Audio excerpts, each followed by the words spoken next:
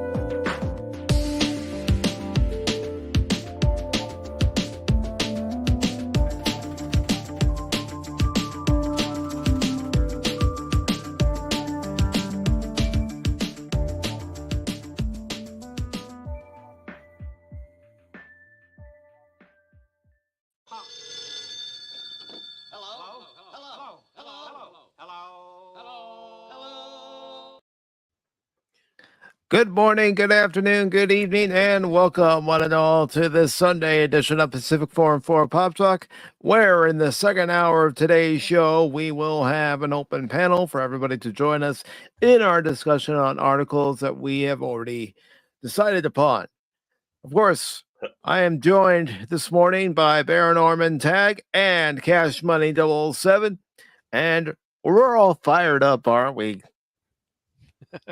Yes. I can't. I know Cash is. I'm just here. Hi, everybody. How's it going? He's fired up. I'm still recovering. Leader. I'm fired.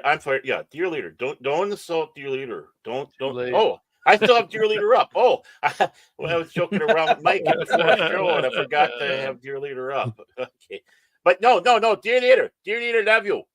No. Dear leader, love you. Wrong. Dear leader, love all. Oh, You have a good day. Thank me. No. Thank dear leader for that. No. Because it's because of me. You have a good day. No. Oh boy. Okay, let me find a new avatar here. I could always be Alex Jones.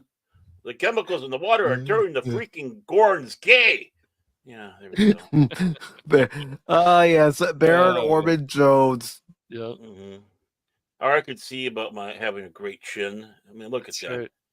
Or that magnificent chin. Or when Cash was at the convention the other week, that was Cash at the other convention, walking around muttering about bears and Crimson like chin. Yeah, that would. Yeah, no, I did not do that. But yeah. So all I got to say is respect my privacy. Respect my privacy. My privacy. Yeah. Respect my because no, you're all ignorant. You're all ignorant. No, you ignorant. You all ignorant. There we go. I'll go anime. Mr. Tag. I am not ignorant. I am Centauri. Yes, I am Centauri. I am Lando. And Mr. Garibaldi. Mr. Garibaldi. Yeah. I just love how he's Lando Malari. I am Lando Malari. Yeah. Hey, Lando, how you doing? What a great character. Yeah, they all are. Andreas, they really are. They really are. I don't think there's one character, even with the whole walkabout nonsense. Even Franklin is still a quality character. Just he's a certain things, but not too much. There's a few missteps in Babylon 5, I feel, but not too many. Well, the thing is, I think it seems like the walkabout goes longer than it really does in there. Does, man. Especially when we're watching it week by week. Yeah. But they only delved a couple times in it, so it wasn't. In some ways, I suppose you could say that it really it served as tool as an impactful thing if people remember it, and it seems like it was longer than it was. Because people are still talking, you're talking about it, and I'm talking about it, Mike is talking about it. That's true. So, I mean, even though it was annoying and we say it's a misstep, it's like, well, we're still talking about it and why he went on the walkies. Yeah, I just So, thought yeah. it just felt like it was going through the whole season. Yeah, I know it That's does. the only It felt that way. problem with me. I'm like, oh, okay. Yeah, that's what it felt like too. Crit was the first one to mention it, and I says, "Oh boy, I can't wait!" Like I'm all for like a drug subject or somebody dealing with drugs or what the steps are and how to help somebody and all that. But my gosh, it just felt like it just kept going on. So Crit says something. You gotta. Okay, I see how it is. You just don't go along. Well, no, because he had watched the season already. I So, know. okay, just saying. I know. I'm giving you a bad time. I know, but I gotta explain myself on that one. And see, I'm the exact opposite. The walkabout doesn't bother me like it bothers some people. Mhm. And also Byron, when we get to him in season 5, he Yeah. doesn't bother me like he bothers other people. Well, it's the same thing about the slow motion and stuff like Rebel Moon. Like it bothers Mike and I, but it doesn't bother Jace, and that's fine. That's fine. I mean, whatever you like. I mean, I think Rebel Moon is a pretty good direction for more sci-fi, and I'm interested in seeing part 2.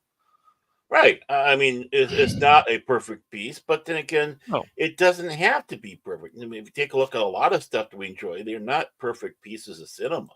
Yep. There are holes and stuff. I mean, even Star Trek II: The Wrath of Khan has holes in it.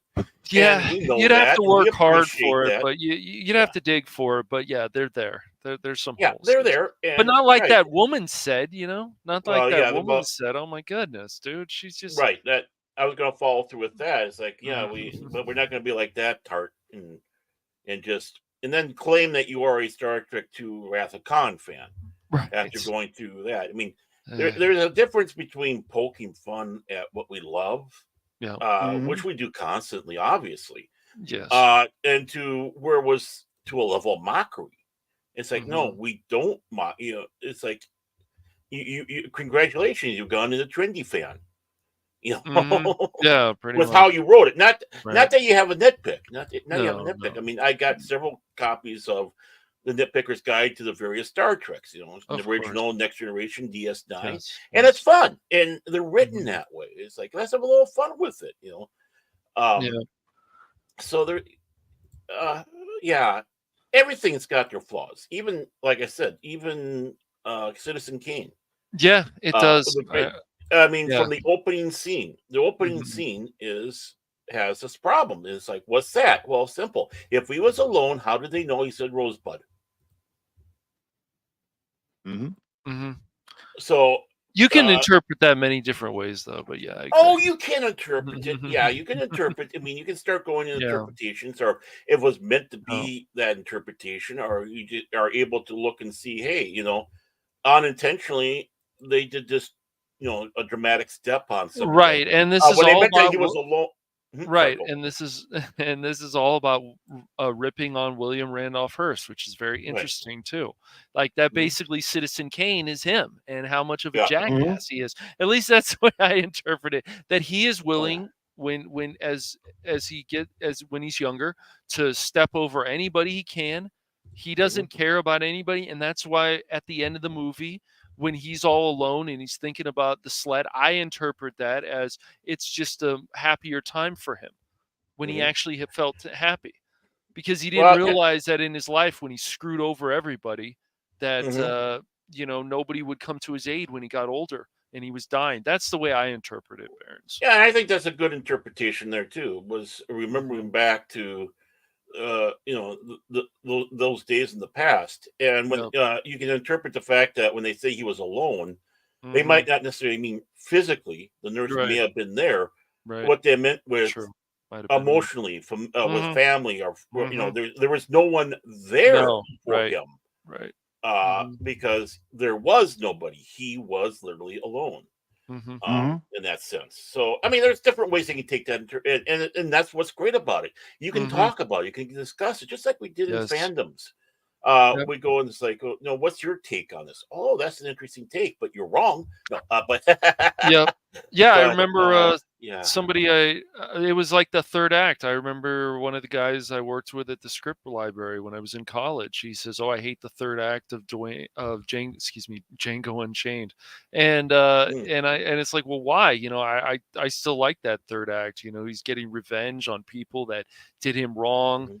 The whole thing, even about slavery, like it was that time period. But I just like a lot of the writing and directing of Quentin Tarantino about how he looks at these characters and that he's willing to kill them off. He's willing to have them sacrifice themselves or even have somewhat of a happy ending. Like you look at something like Kill Bill, to some extent, there is a happy ending for the main character because she does finally get her revenge completely. So. Mm-hmm. That is the case, and that's what's so great about this is to have these discussions. And we were able to have this with fandom. Yes, we were able to have this fandom. I mean, we were able to go out there originally and be able to discuss why, why we don't appreciate what the new Trek is. But then they come out like this is a personal attack, start calling us names.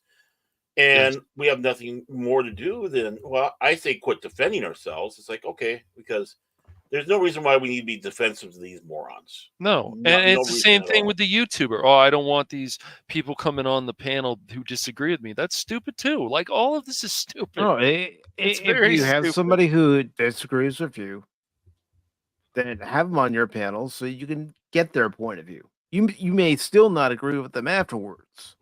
Right. But at least you've heard their side. Mm-hmm. A friend of Bill Clinton once sat back and said, discussing his mindset is, he would go to a party and someone would say, "Hey, Bill, that guy over there, yeah, he does not really like you at all. He just doesn't like you." And what Clinton would do is go and start talking to the guy and spend all of his energy on that guy, talking with him for the whole evening. Basically going, it's like, well, why? And being personable and all that. Mm-hmm. Well, that's the same thing with going into the quote unquote lion's den. If someone's coming in there and we don't agree or whatever, don't think we're going to pounce on them. It's like this is your chance to say why, because the reason why we're here or one of us has you is because we literally are curious. Why do you think this? And try to convert us or with your viewpoint. And I mean, the worst that's going to happen is we agree to disagree. Yep. Well, that's also why I put the disclaimer: the views and opinions are those of the individual and may not reflect those of others. Right. Meaning the views and opinions expressed during this time on Pop Talk are not necessarily the views of everybody on the panel. Mm-hmm. Nope. And the Pop Talk is not a faith-healing thing, gentlemen. I'm still feeling rather punk, as you can tell. I'm not as loud and excitable. Not like Cash was this. Before we hit the live button. Holy cow, Cash was on fire. I mean, he walks in and it was instantaneous. You know what really grinds my gears? So I'd be worried around Cash today.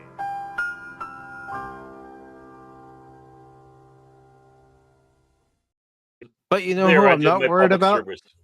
Well, no, I'm worried about. I know who you're talking about. I'm still worried about him. But I'm not worried about those watching on Rumble or those watching on YouTube. As a matter of fact, I want to say good morning, good afternoon, good evening to Gleason Fan 444 over on Rumble. Hey. And over on YouTube. I don't know if everybody's still here, but we had Brandon Looney Tunes Fan 2000. We also have Big Daddy T-Gap, who's ready to give us the latest story of Beverly Hills 414. Yep. And we also have that crazy Norwegian, Jason Fox of 540 Studio, who's probably going to come on here, just like if Whoopa comes out here, they're going to probably join Cash and brag about how Team Red beat Team Blue I in didn't front of even the say animals anything Friday. since Friday, so All, I didn't all say I can anything say, yesterday. all I can say is this. I don't know who any of those people are. Yes, Yeah. you do, and you will. Yeah. Yeah, that was a lot of fun. I'm gonna. I wasn't near death. I was still alive enough to watch Scotland kick England's ass yesterday in rugby, and which is good because Well, Phil McCracken is looking kick for his ass. holy water, I'm sure too. So Yeah. he's become more spiritual than I thought he was. And since when has Pop Talk healed and saved? Seriously, Not me. That's for sure. Anybody give me the specific show where we healed and saved? No, I can't think of one. but I keep telling him he needs to stop taking the blue pill. You know, he just keeps taking it. I don't know what to say.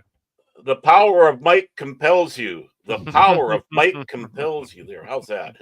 What the power might compels people to go, oh, hey, I ain't watching this shit. I'm gone. I'm gone. That's It's over. It's over. Find a new show. What did you say? That's it, man. Game over, man. It's game over. I'm glad for the clips because they'll help me out today. They'll put a smile on your face. You know, that's what we need. We need to be able to laugh and have a smile on our face. Oh yeah, but they can do the talking for me. Yeah. And of course, even crits, let's say, to the evangelist Phil McCracken say Pop Talk heals and saves. You know, I'm gonna have to get a clip of South Park where the Japanese guy is going, "Fuck you, whale. Fuck you, dolphin."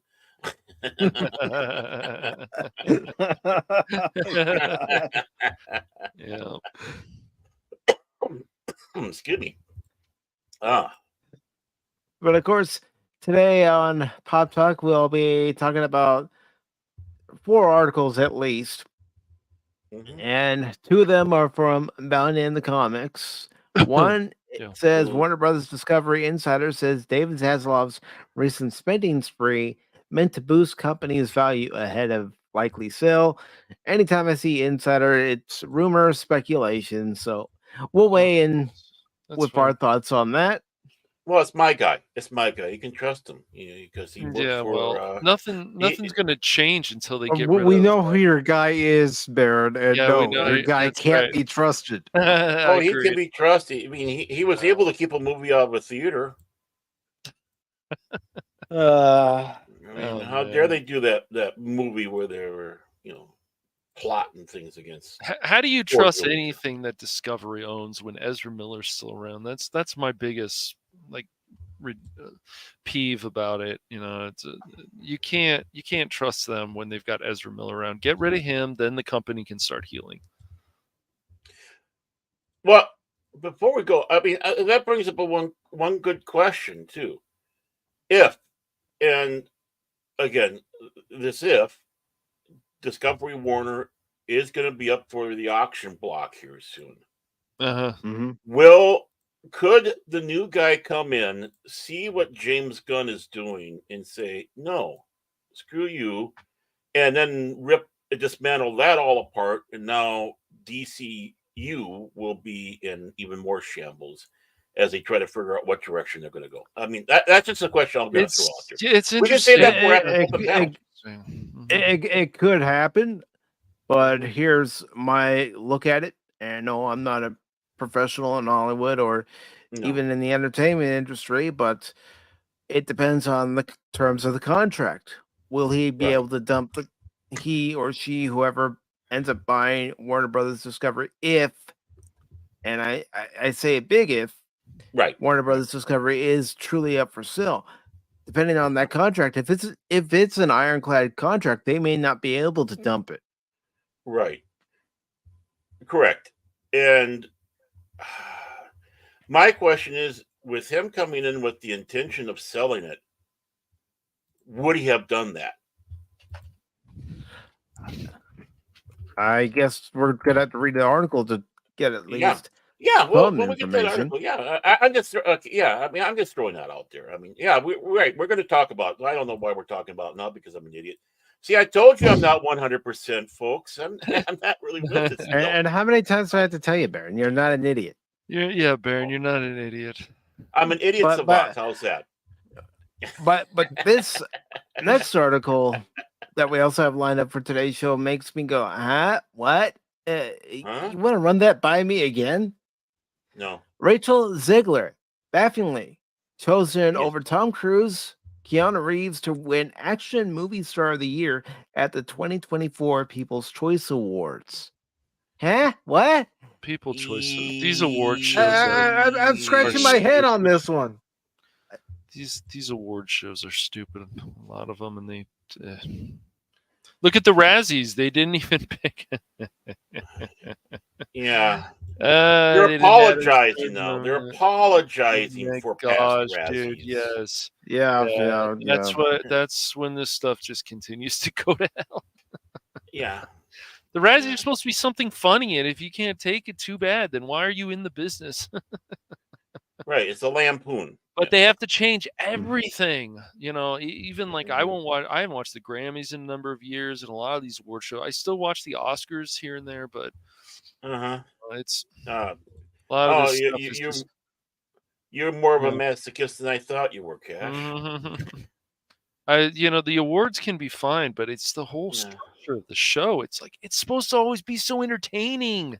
Or sometimes when they've had the actors on, Baron, they are only making jokes for the Hollywood community. Well, that's stupid. Like, what are we doing?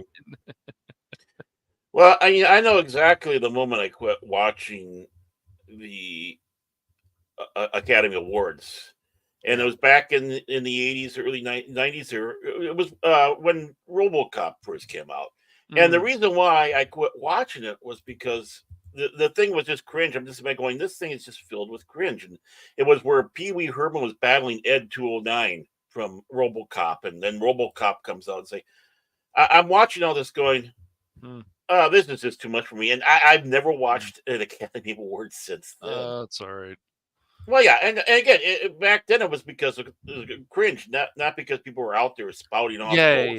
Yeah, exactly. So I'm glad I did wean myself off back in those days. Well, it was funny too because Crit tried to put into my head. He says, "Oh, what if Barbie wins Best Picture?" I said, "Barbie's not going to win Best Picture, man. Oppenheimer." I don't even think it was nominated for Best Picture. Someone can correct me if I'm wrong. I don't think so. I don't know. They're kind of whining that that in a pro-feminist movie only the guy got nominated. Well, they can't. Yeah, I know, and Ryan Gosling, was out there. Oh, we should. I'm like, yeah, if you guys want to be fair about stuff, then how about you nominate Sound of Freedom, because that's an important movie. That's an important thing for the world. But whatever. Well, if it's so important for you, why didn't you refuse the award? You could always do that. People have done that before. George C. Scott for Patton, and I'm trying to remember which movie it was that I think it was for The Godfathers. For I hate when I have mental blocks like that. And well, imagine if that year, like Black Panther won Best Picture. I mean, that would be a little. It'd be crazy. I mean, they expanded. Marlon Brando. Yes. It was Marlon Brando. He refuses. He had the lady go out there dressed as an American Indian who wasn't an American Indian talking about American Indian things. I mean, it's just like, come on.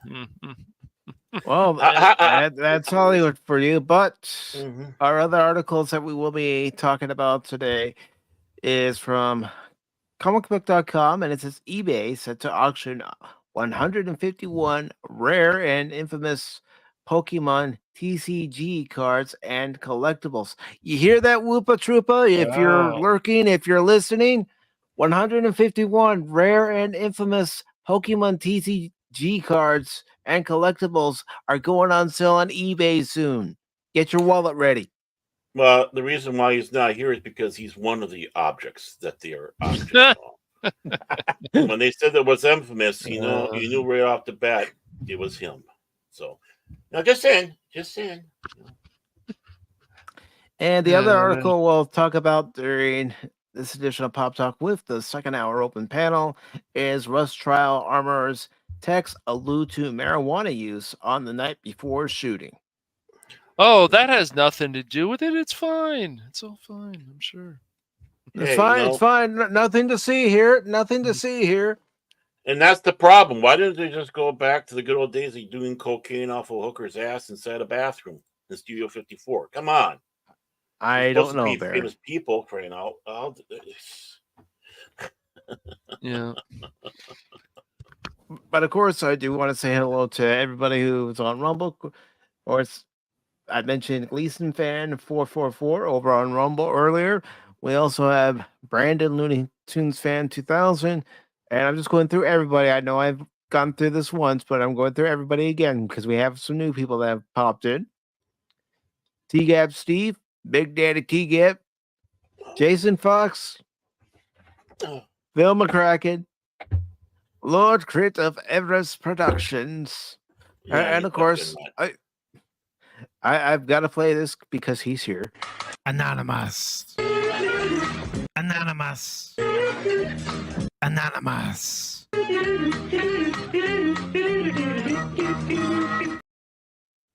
Anonymous. Yeah.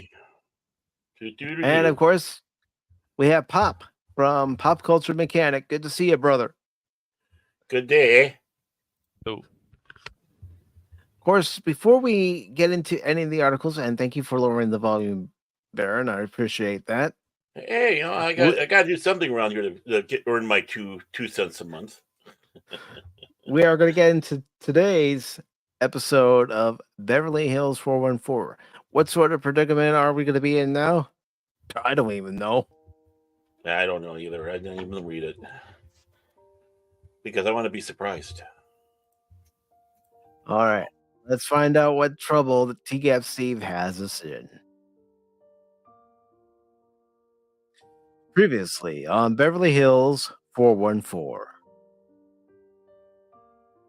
Crypto knew he only had a short amount of time to find the alternate exit and escape before Phil reached the top of the chute and closed it off. Tick-tock, tick-tock. Time was running out. Guessed that if the open doorway to the so-called Gauntlet of Death was there, then the obvious place for another doorway would be there. And he went that way and started checking. He was assuming that Phil was too cheap and lazy to dig out or create a new doorway and would have just slapped up some drywall to cover an existing one and put in a hinge. After what took a lot longer than he believed it should, he found the hidden door and had slipped on through. Up a flight of stairs, and he was in the control room. Phil, you sick, sad puppy, he said as he saw the various traps and obstacles on the monitor screens. Some looked like he stole them from BDSM club. The others were just wrong. Crypto turned to leave, but he hesitated. Those little hairs on the back of his money belt were tingling. Not just a spare nickel or lost dime tingle, but at least a quarter, maybe several. He should run. He should be well on his way out the door and halfway to Zanzibar by now, but he couldn't leave those coins abandoned. Even as his inside voice yelled, he went looking. Why? Why would you do that, Cash? Why would you go looking when you know Phil set traps everywhere? Come on. He loves money. I don't think I would go looking, but this is a different version of me. Yeah, it's a more relaxed version of you. It's not the obsessive. Hey, there's a penny. Pick it up. A penny. Bill, yeah.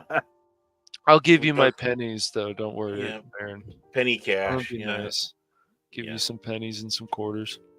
Mm-hmm. Three quarters and 2 coupons for Arby's later. He heard it. There are certain noises that one recognizes immediately. A baby crying. The pitch of Karen demanding the manager. and this. Wait a moment. The coupons for Arby's? Doesn't he know that? Come on. Coupons for Arby's, man. Arby's is good though, but I haven't been to. Yeah, no, but this is Phil, right? It'd be coupons for McDonald's. Yeah, wouldn't it be? Yeah, exactly. Come on, I gotta. Better next. You're fired. Yeah. You're fired. Yeah, there would be coupons for McDonald's. Yeah. Phil was coming back rapidly. His of triumph somewhere between the cheer of an animated rodent and the happy squeal of a piglet jumping into mud. Oh. Yeah, that is Phil. Phil rushed back into the room, not seeing Crypto hiding behind some wood planks to the side. Damn, Phil was between him and the exit. If he went for it, there'd be no way he could remain unseen. Are we sure about that? I hear that Phil has eyes everywhere. He might. You never know. Eyes like a potato. So we can say that Phil is a potato. Seems about right. Baron wasn't quite sure what had just happened. One minute he was having a frustrating half discussion with a valley girl. The next he was being told some grandma had his keys. Wow. And this is picking up from Wednesday's episode of Beverly Hills 414. If you missed it, go back to Wednesday's Pop Talk. To his credit, while his brain was musing over things, his body at least was able to get moving. He went into the back to find the barista tied up to a drain pipe and untied her. Oh. How do they know what my dreams are? You've got to ask T-Gap Steve. I don't know how he's able to get into your head. For me, but I don't like coffee. She has to make me those great cups of either tea or hot chocolate. At least she had the sense to dash for the exit the same way Crypto did when somebody said the magic phrase, split the check. Once she seemed satisfied he wasn't tricking her somehow. Steeling himself, he went back to the front and looked right at Nana-san. He took a deep breath, gathered his courage, and marched right on over and gave her a big honking kiss on the cheek. Oh. You know, I guess I should have. Who are these people? I guess I should have asked. I'm just trying to picture the three of us in these situations, and we go, "What the hell are we doing?" Well, I should have asked. I don't even think we would look like the three of us. No, we look like the Three Stooges. That's what we look like. I guess I shouldn't have asked the barista if she wanted to play Worm Digger. That probably threw her off a little bit. Worm Digger. Yes. Oh, you very cute young man. She grinned and patted him on his furry bearded cheek. Oh. I hear what she say, but I never expect a kiss for giving you back your keys. No. She set his car keys on the table and started off. She paused and looked at him for a second. Next time, less tongue, she said, and may or may not have pinched his ass before leaving. I'm sorry for laughing, but I can't help it. I can't help it, folks. Oh man. Yeah, T-Gap is hitting my fetish button. That's right, Anonymous. I'm played by Jason Priestley. Jason Priestley. Who plays me? I mean, I would say Robert Conrad, but he's dead. I'm not sure. We're just thinking about donut. You gotta have the donut.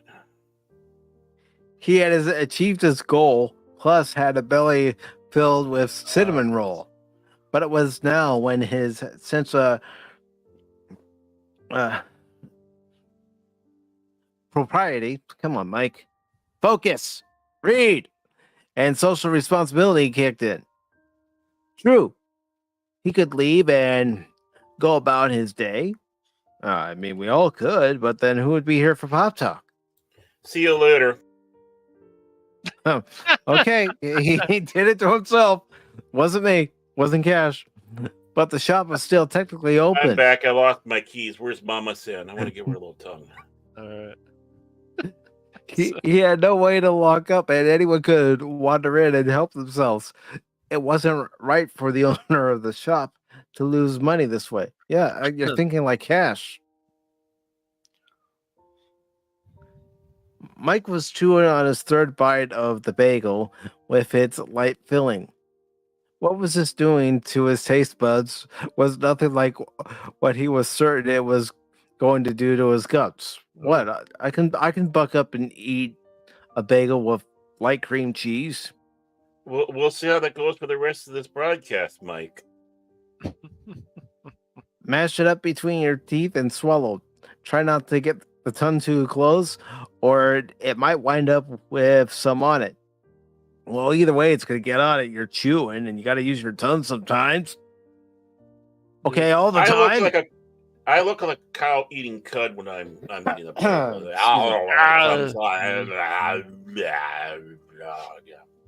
No, that's actually what I'm doing.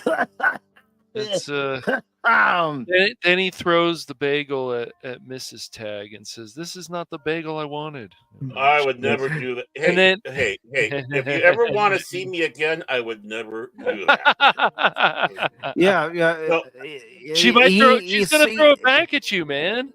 No. Baron's smarter than doing that to the long-suffering. Yep. Mm-hmm. She's gonna slap you upside your head. What do you think took me out yesterday? It was her. I'm still suffering from it. I mean, she gets pissed, and it's like, oh yeah, I'm gone. Yeah. It's like, where's Mama then? He was like, you're trying to say your D&D collection is better than me, and then Baron's like, no, that's not what I meant. No. Honestly, yeah, but whap. That's it. You want me to whack a man? Whack off a man? What, huh? No. So, you know that from the Family Guy, when the Family Guy was it? Peter saying that, was it to death? I can't remember. You want to whack a man? Whack off was that back when it was good? Was that when Norm Macdonald was sleeping on his couch? And Peter took over as Death. As Death, yeah, and he was supposed to take up the cast of Dawson's Creek. Dawson's Creek, that's what it was. Yeah, he just couldn't do it. Yeah, it was great. Yeah. Back when that show was good, that was that show was hilarious, dude. There was.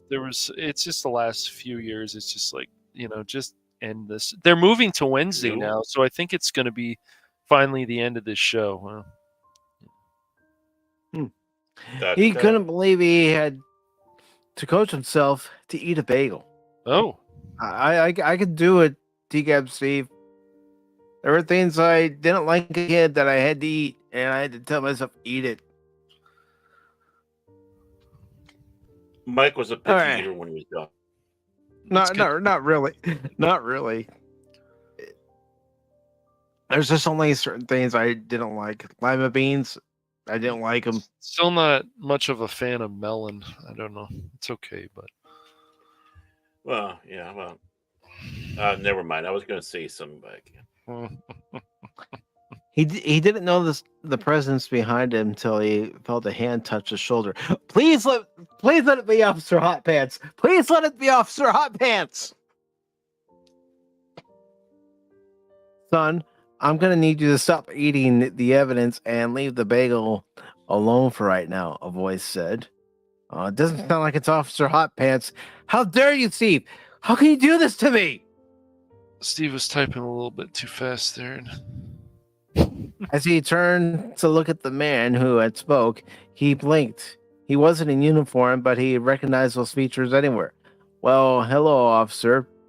The man glared. Nay. With a quick save there at the end, the last time he had called this man Officer Donut, he had gotten in trouble. I'm not certain I heard you right. You want me to abandon the bagel? It's Detective Donut. You must have met my younger brother. And yes, I need you to put down the bagel and walk away. It's evidence in an ongoing investigation. What? Wait, how could my breakfast bagel be evidence in an ongoing investigation? It's my breakfast, man. What is going on, man? What is it, laced with poison or something? What? No bagel left behind. Is Officer Hot Pants not who she seems? Yeah, man. I mean, I'll join her if she needs a henchman. I'll join her. If basically, yeah, Officer Hot Pants, I would suggest you do the Bangkok grab and tug to see, just to make grab sure. and tug. Yeah, I mean that's one thing that they go there, they grab underneath. There's a little extra. They know that's not unless that's what you want. Is which ones are real, which ones are not. Never mind. Back to you, Mike. I'm rambling. Mike was confused. What else is new?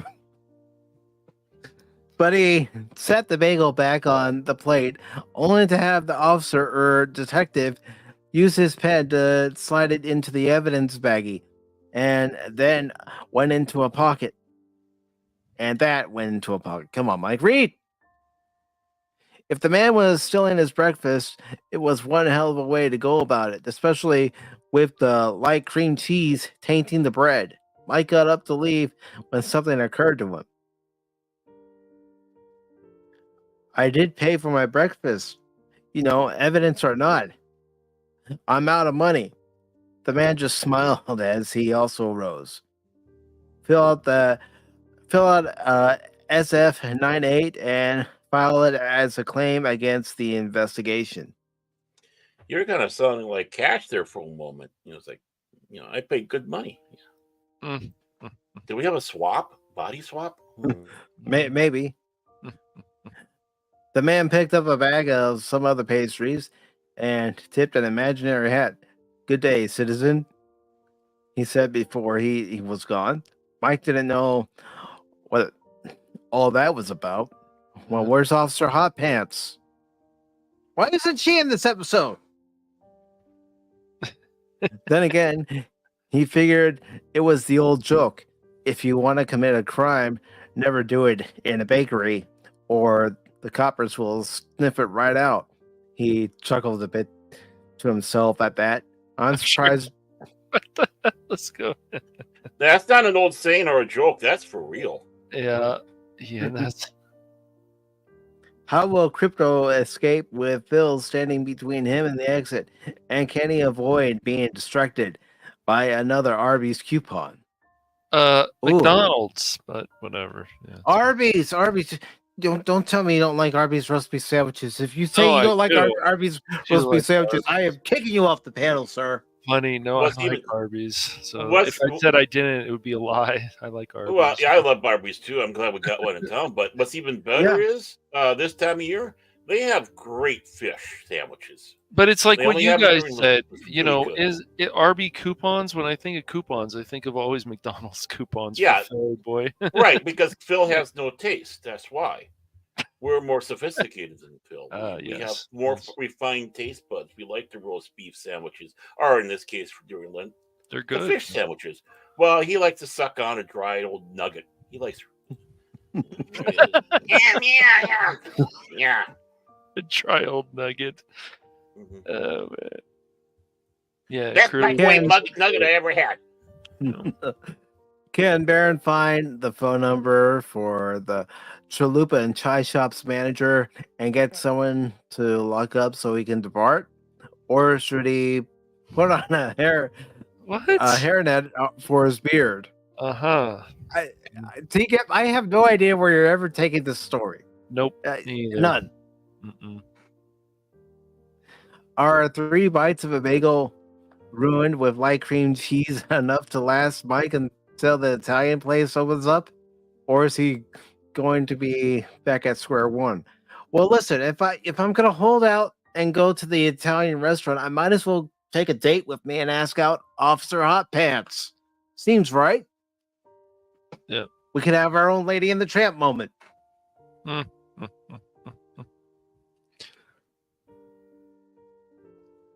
This and more as Beverly Hills 414 continues after these messages. Wait a minute, it's going to continue after messages? Guess Oh, so. great. We're in for it now. We realize we are 45 minutes into the show and we just finished. Just about. Beverly Hills 414. Well, we did our opening monologue and Beverly Hills 414. So, what? You complaining, Mr. Tech? Are you complaining? Oh, no. I'm just kind of impressed that we managed to derail our own show this much. We did. This is a call of accomplishment. It's like, yeah, look at us, baby. Look at this. And hello to DJ Ronnie G. Turtle power. And he says to Phil, I contemplated wearing a different colored shirt the other day. Maybe I'll even do it soon. Yeah, Phil might spy on you with binoculars. Make sure you're wearing a different shirt there, DJ Ronnie G. He's very concerned. Yeah. Remember, the city non-emergency phone number was the donut shop. Yeah, we had the city I grew up in. We had I worked at a gas station, and across the way they had a Mr. Donut, and it was after the Mr. Donut closed and became a bagel shop, which is no longer there no more. Now it's a great diner, good food there. That's when the gas station got robbed for the first time. Was after it was not a donut shop across the street. So, yeah, it's even criminals know. Even criminals know. You know, they should have kept it a donut shop. Then the gas station would have never gotten robbed. Well, I was upset that that Mr. Donut closed. I love Mr. Donut. It sucks when these things happen. I know it does. Oh, part of my rotundness is because of them. Glazed chocolate donut. We've got a critic. We got a critic, gentlemen. You need a speed reader on the panel to compress time for Beverly Hills 414. Listen, Beverly Hills 414 is just as much as part of Pop Talk as anything. So I'm going to give T-Gap Steve his due. And besides, Speed Reader he's busy with that contract. What was it with Sesame Street? Or was that electric company? He was a Speed Reader.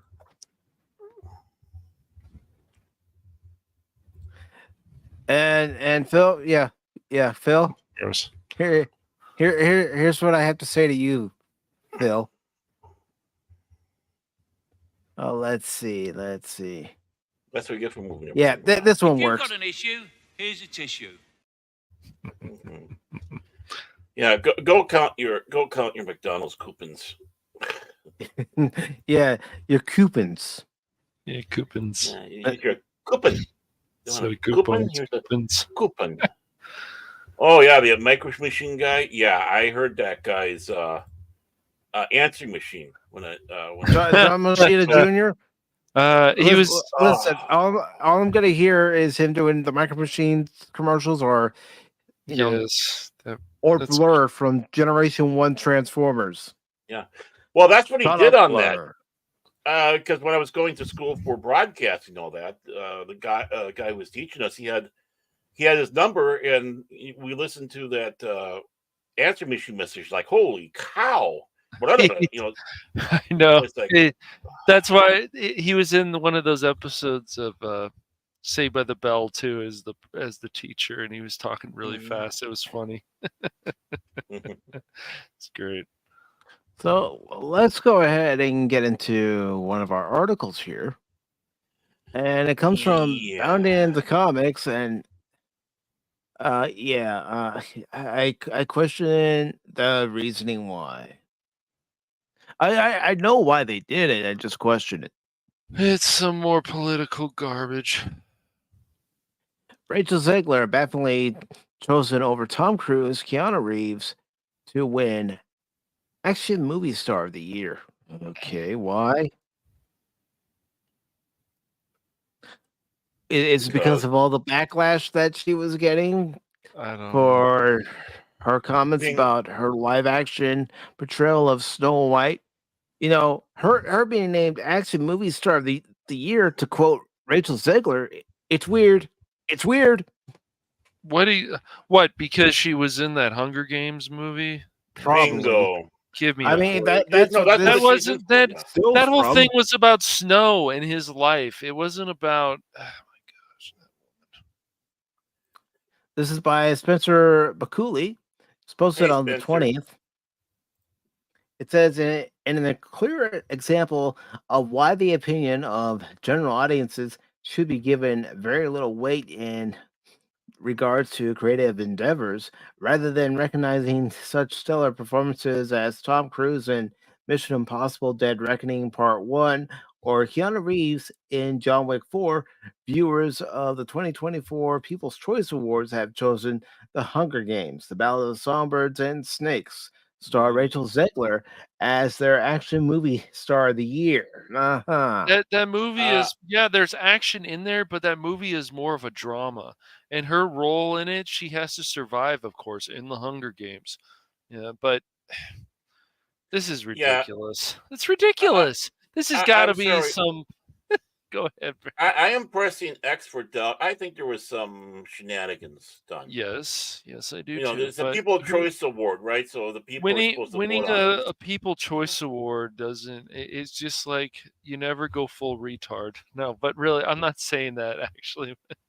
You just said it. It's just I know. But I was gonna say you just said it, Kaz. No, I said it, but I mean that's harsh for me to say. But really, this stuff is ridiculous. And I know the People's Choice Award. A lot of these other award shows have been around a number of years. CMA awards, different award shows. But my gosh, dude, you gotta pat yourself on the back. But this is stupid. You can't. Whatever. Let's continue. How many of you think the opinions of actors should be valued as much as, well, say, doctors, engineers, or a courageous congressman? Right here. Yeah, right on. Well, you're wrong. Actors are self-centered punks. As announced on February... they can be. Definitely can be. As announced on February 18th during the 49th entry of the annual Fan Award show, Zegler's performance as Lucy Gray Baird in the Hunger Games prequel film led to audiences honoring her with the aforementioned accolade over not only Cruise and Reeves, but also Viola Davis for The Hunger Games, The Ballad of Songbirds and Snakes, Gal Gadot for Heart of Stone, Brie Larson for The Marvels, Jason Momoa for Aquaman and the Lost Kingdom, Chris Pratt for Guardians of the Galaxy Volume 3.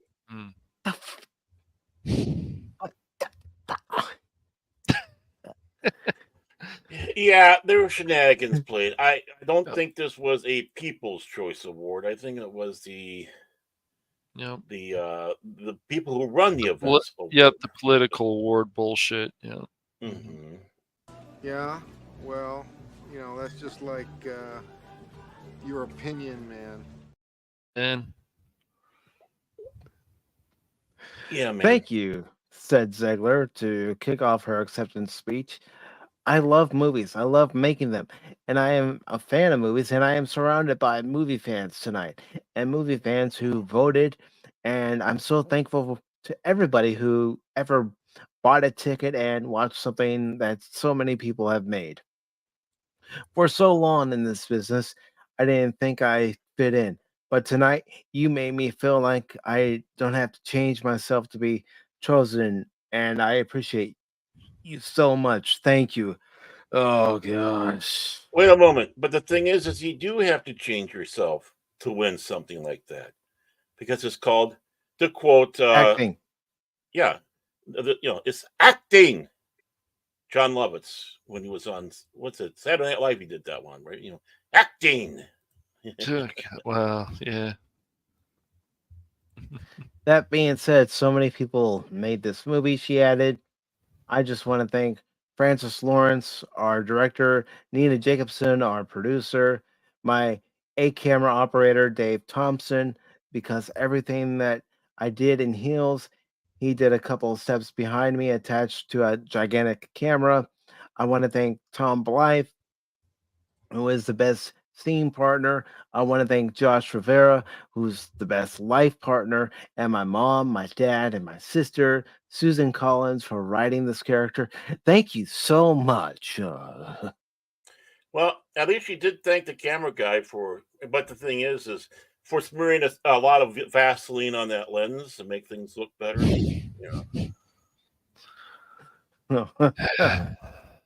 While Ziegler's win is as eye rolling as it is head scratching, no shit. It cannot be stressed enough that the People's Choice Awards were decided upon based not on any actual technical achievements, but rather the whims of those audiences who actually cared enough to go online and cast their vote. Yeah, like the bots. Mm-hmm. As such, Yeah, it's easy that's to what I'm see. saying. That's what I'm saying. I'm making the accusation. I'm making the yeah, I'm calling shenanigans. There we go. Shenanigans. Well, it can very likely be shenanigans. As such, it's easy to see how an actress whose fan base is composed mostly of young women, a good amount, if not a majority of whom likely know how to navigate the ins and outs of online voting and social media fan campaigns, could win any sort of action related award over the man who threw himself down multiple flights of stairs for his final outing as his film's title character, Reese in John Wick 4, or the man who drove motorcycles off a literal mountain to capture a shot cruise and Mission Impossible Dead Reckoning. Both stunts were very impressive, I thought, when I saw both movies last year. Well, when you were saying about falling down the steps, I thought, what, did the Joe Biden story come out already? Yes. Hello. Heyo. However, regardless of the voting format by which she was recognized, nothing changes the fact that, as noted above, Ziegler win stands as a stark example of why creative endeavors, whether they be movies, television shows, or video games, would do best to avoid making key production choices based on the whims of mainstream audiences, particularly those whose attentions are tuned into franchises rather than an appreciation of the medium itself. Yeah, and have the memory and the personality of a goldfish. As seen with such films as The Marvels and The Flash, when creative decisions are made with such a excuse me, vocal fan bases in mind, they more often than not end up proving off-putting to the majority of regular audiences who wish for their films to have more substance than IP key jingling. Wait a minute. That's isn't that how I get Baron and Cash on the Pop Talk? I just jingle my keys and they come. Like a cat, meow. Whether that be in the Yay, form of keys. unnecessary cameos or eye winks to the audience, rather it's those films which treat its subject matter, medium of choice, and audiences with respect that end up proving to be not only financial successes but cultural ones as well, as evidenced by the John Wick franchise. Yeah, I recommend the John Wick franchise to anybody who hasn't watched any of the four movies because I think all of them are, either very good or in some cases watchable in the case of John Wick 3. I still need to see 4, but I've seen 1 through 3. And I've been enjoying those films. Cash thinks he's John Wick. No, I don't. Wait, you're telling me I'm not John Wick? I always think I'm John Wick. Well, no, but I'm just saying Cash thinks he is. So that's who you have to do battle with now. And Baron, I thought you were the Tom Cruise of the group. No, more like Bosley. Tom Bosley of the group.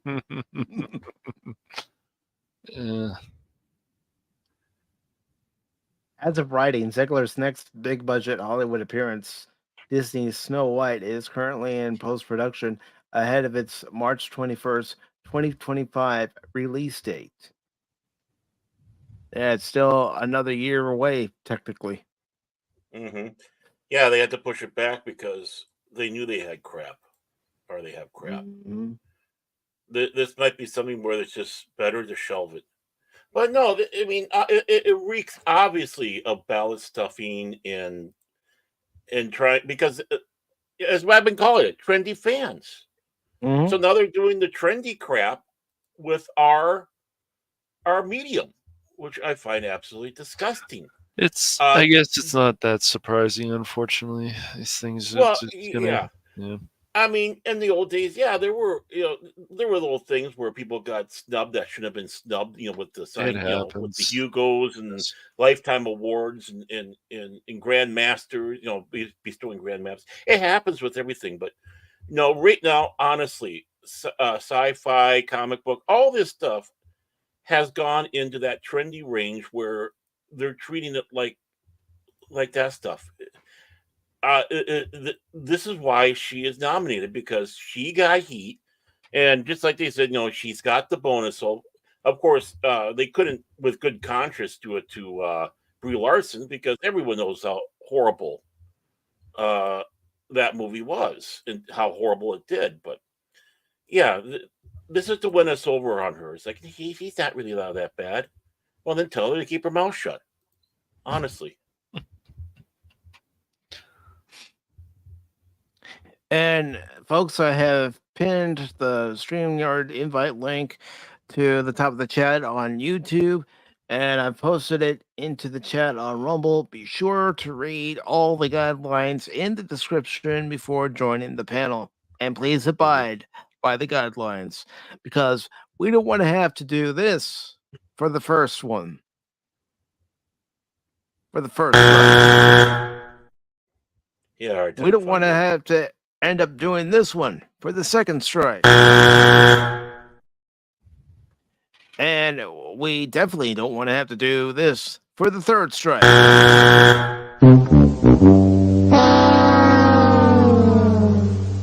You're gone!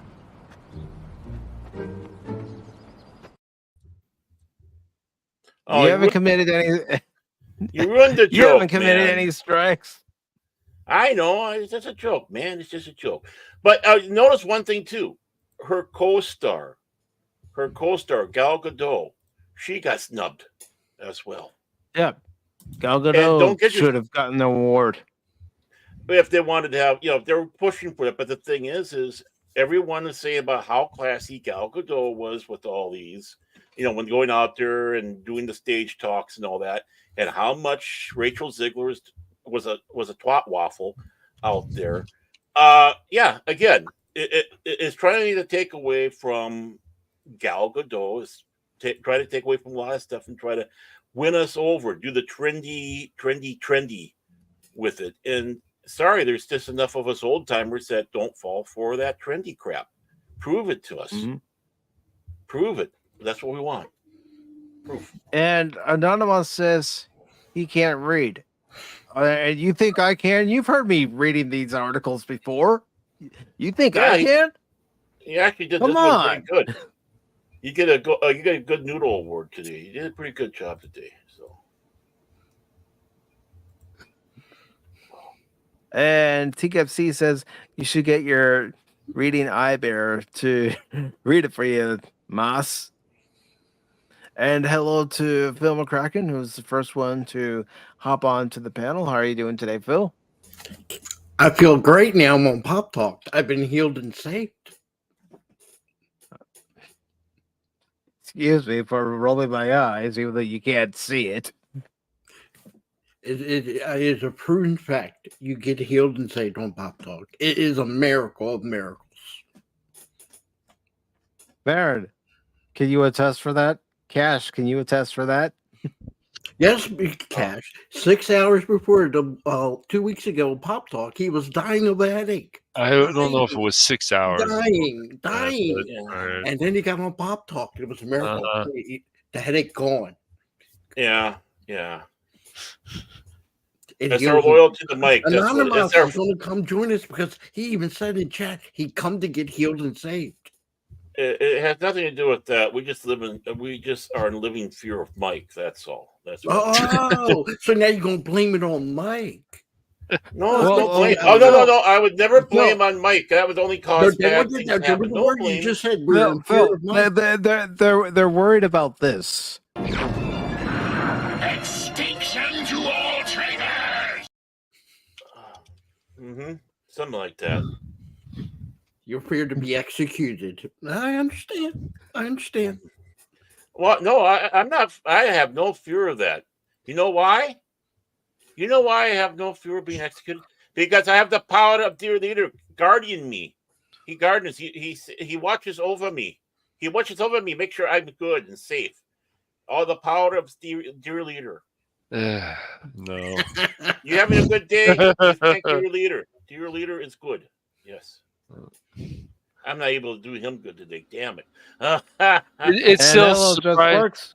It still surprises me that Hello. has good air quality. That still surprises me to this day. Oh, What, oh that God! I'm Korea thinking of does? that song. I'm thinking of that song. Come to North Korea. We have awesome air. It's about the only thing we have because food is scarce. Oh, I've Well, heard yeah, that. Yeah. What the hell you say? Well, they hardly have any cars. Everybody's walking and biking. They hardly have any production. Yeah, of course the air is clean there. They're living in the Stone Age. Indeed, They hunt rats to eat. Wait. They're living in the Stone Age. No wonder I keep hearing someone yell "Yabba dabba doo." Well, everywhere except the capital. But even then, they have a giant pyramid hotel that's not even being used. No, you have a giant pyramid hotel that's not finished. Oh, I thought it. It look on the outside. It looks complete, but I know it's empty on the inside. The outside looks complete. The inside don't do that. So they use it for big propaganda now. They have the lights out on the thing, and it flashes important patriotic messages and such like that. But yeah, you go inside. It's like, hello, is anybody in here? I mean, Anybody? They have been trying for years, and there've been people that have tried to go in there to take over and finish the thing off. But the thing's a death trap. It's a death trap for one. And the other thing is what they have to go through for the hoops to try to finish it off is just, and the return on investment, forget it. So yeah, that I know bustling North Korean, tourism that they got. Yeah, but again, any Westerners who want to go to North Korea, just remember the story of Adam Warmbler. Just remember that. Yeah, don't rip. Don't go to a communist country. Like, I don't like what happened to him, but don't go to a communist country and start messing around. Just don't. Exactly the point. But we got too many Westerners, especially Americans, who want to go into a foreign country and act like they own the place. You are not the center of the universe. You can't do that. You can't act like you're the center of the universe when you go to another country. You need to abide by the rules and laws of that land. Exactly. Yeah, that's why you have that phrase, the ugly American. And you got these people who think they're so well-traveled that they're so worldly, and what's the first thing they do when they hit a country? It's like, where's the McDonald's? You can conform everything to me. You eat that? No. I honestly don't even want to hear about the word McDonald's. I literally had to make like 4 or 5 trips, dashing for them in the last couple of days. That's funny. About 4 or 5 times a day, I have McDonald's to eat. It must be you that's dropping those off. No. Again, like I said, though, yeah, I know I've been busy these past couple days, especially because I just started dashing. I did that for a while. Then the thing is when the meals come already eaten, it's like, well, I thought that was part of the service. Sorry about that. Baron, you're supposed to deliver the lunches to people. Yes, exactly. I do, but they're in my belly. They're in my belly. Gross. Well, they're not buying you lunch, man. You really are a fat bastard. You got that right. Get in my belly. This is a recent picture of me. I've been trying to go to. They say they have a shortness of people in Japan, for jobs and such. So I decided to become a sumo wrestler. You know, they say the main cause of hunger in Minnesota or no, mini Somalia. Is that what There you're you go, calling mini it? Somalia. That's what you're calling it. That if Baron stopped eating for a day, 10 mini Somalias families can actually eat 3-course meals. Wow. Nope, not going to happen. Yeah, but still, again, but speaking of malnourishment, you can see how like North Koreans are compared to the South Koreans. Again, South Koreans are short and skin and bones, while South Koreans are just like they're femboys. They're healthy. They're healthy. There's a logical reason for that. When you're happier and legitimately happier, you perform better. When you're miserable, you're not going to be a great farmer. You're not going to produce good. So, or in the case of North Korea, you have to be conscripted in the military for at least 10 years. If you're a female, you have to be there for at least 8. There's still a lot of countries, even in what we call the Western world, that still have conscription. You know. Yeah. Even here, they're talking about bringing it back because people are not joining the military. Well, given the state of what you guys talk about on this channel, I'm surprised why a lot of people don't want to join the military, because again, we already see why all this crap that's infected entertainment has been infecting every aspect of society, and nobody wants anything to do with it. I'm one of them, and again, I want to let everyone know once again, I detest this stuff, and I'm a person of color. I detest this. Actually, I don't join the military because I'm fat, I'm lazy. You know, there's a game on. That's why me. You can't sit in a beanbag chair in your underwear eating Cheetos watching the game in the military, unless of course you're a general. Hello, Priz. And hello to Prismatics. Good to see you, brother. Oh, hi, Priz. You're awake. Good. It was fun playing with you the other day on that Party Animals. Party Animals was a lot of fun. Yeah. Yeah, I wasn't invited. Yeah, it was. I wasn't invited. You don't have the game. Well, what did he say? Crit said there's a friends code or something you can get for parties. But it wasn't even offered, you know.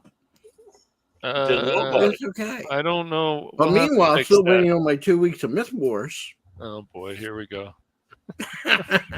Freaking Phil, man. Phil, you have a channel. We could always start doing gaming stuff on your channel. That is true. No, I you guys are scared me. Until you guys stop scaring me. Scare you.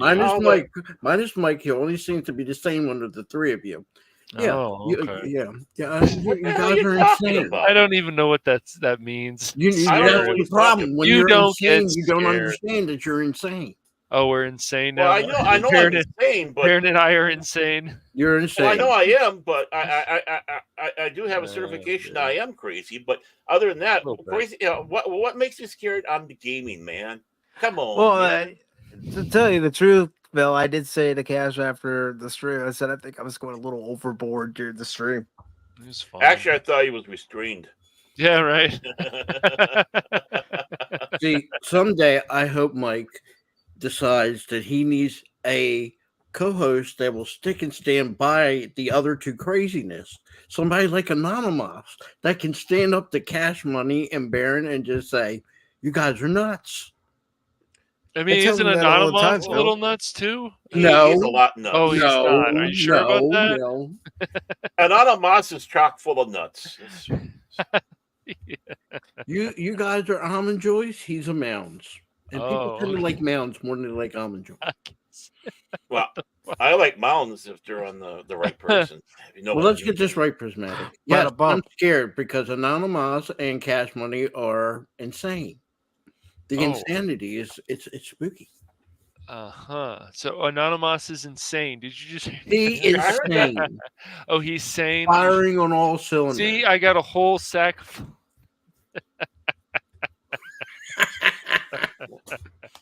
And to announce, he's going to announce that he has finished his honey to-do list until he gets a new one Monday. Are you going to use your binoculars to make sure he does his list? I got him. I keep track of people with cash money. I know you do. You know you do. I take notes. From under the tree. Anonymous's honey to-do list. Uh-huh. DJ Ronnie G, we're going to get him some colored T-shirts. We're going to get him out of the white boxers, the white T-shirt, and the black socks. We're going to get. Well, how do you know his boxers are white? They might not be. He might have white. polka dot ones. They're white. You've been peeking there too. Oh, they're white. I don't want to know what Phil's been checking out, but we're going to start calling him Phil Takai. Yes. We're going to call him George.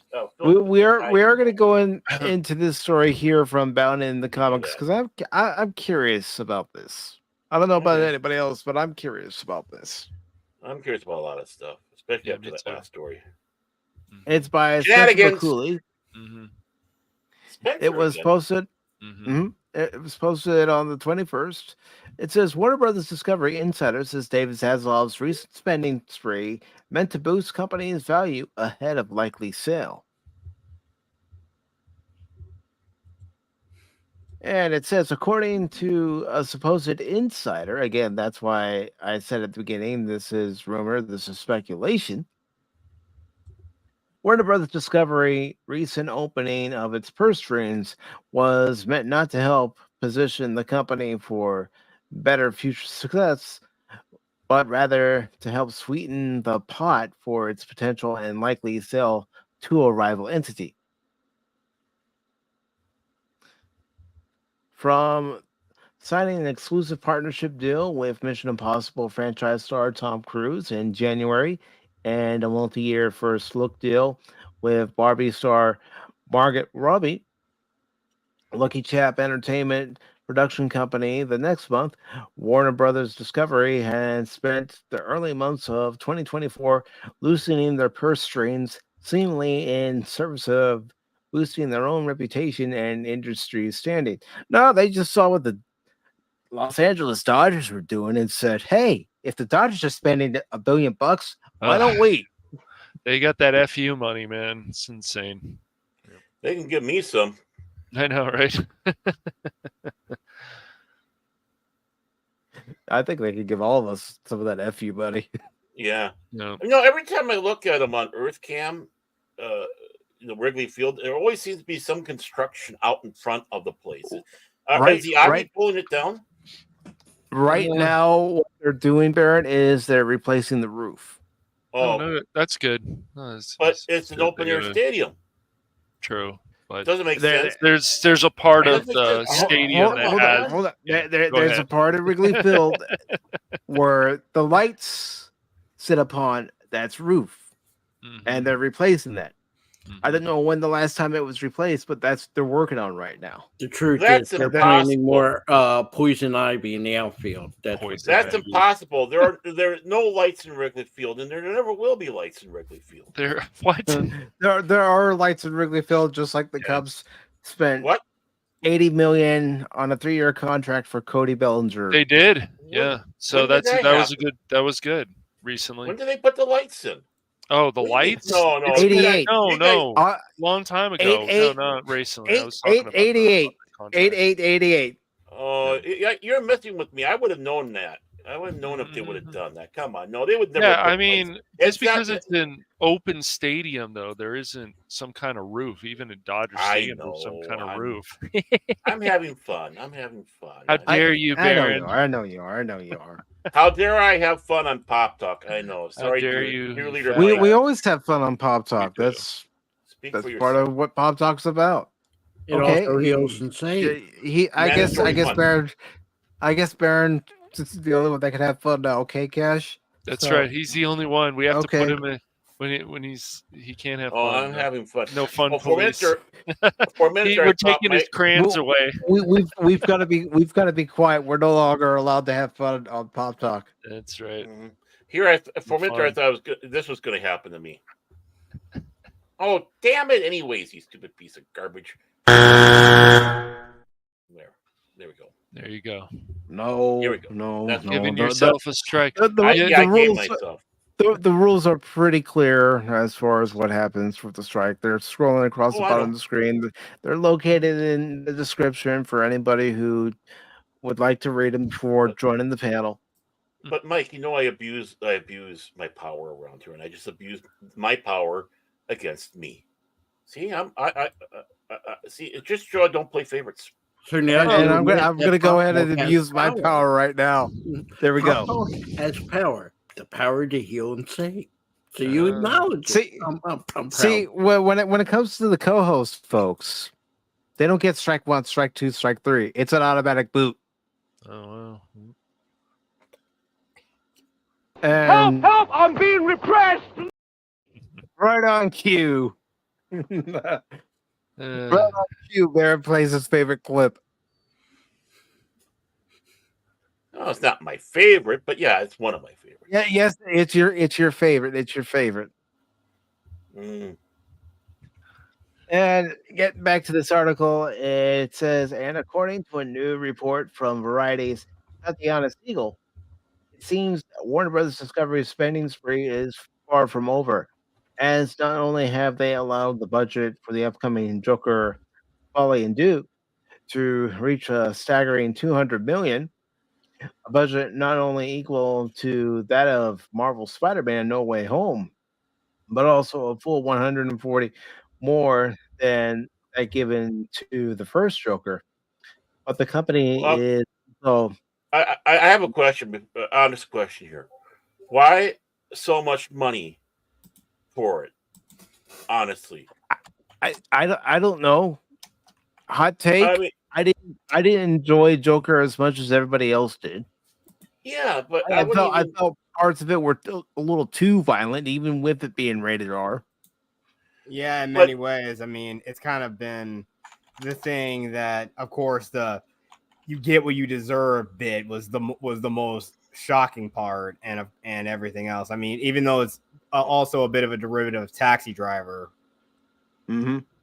Well, I mean, when Robert De Niro, but actually, it also is a throwback to the King of Comedy when he did that to Jerry Lewis as the talk show host. Yeah.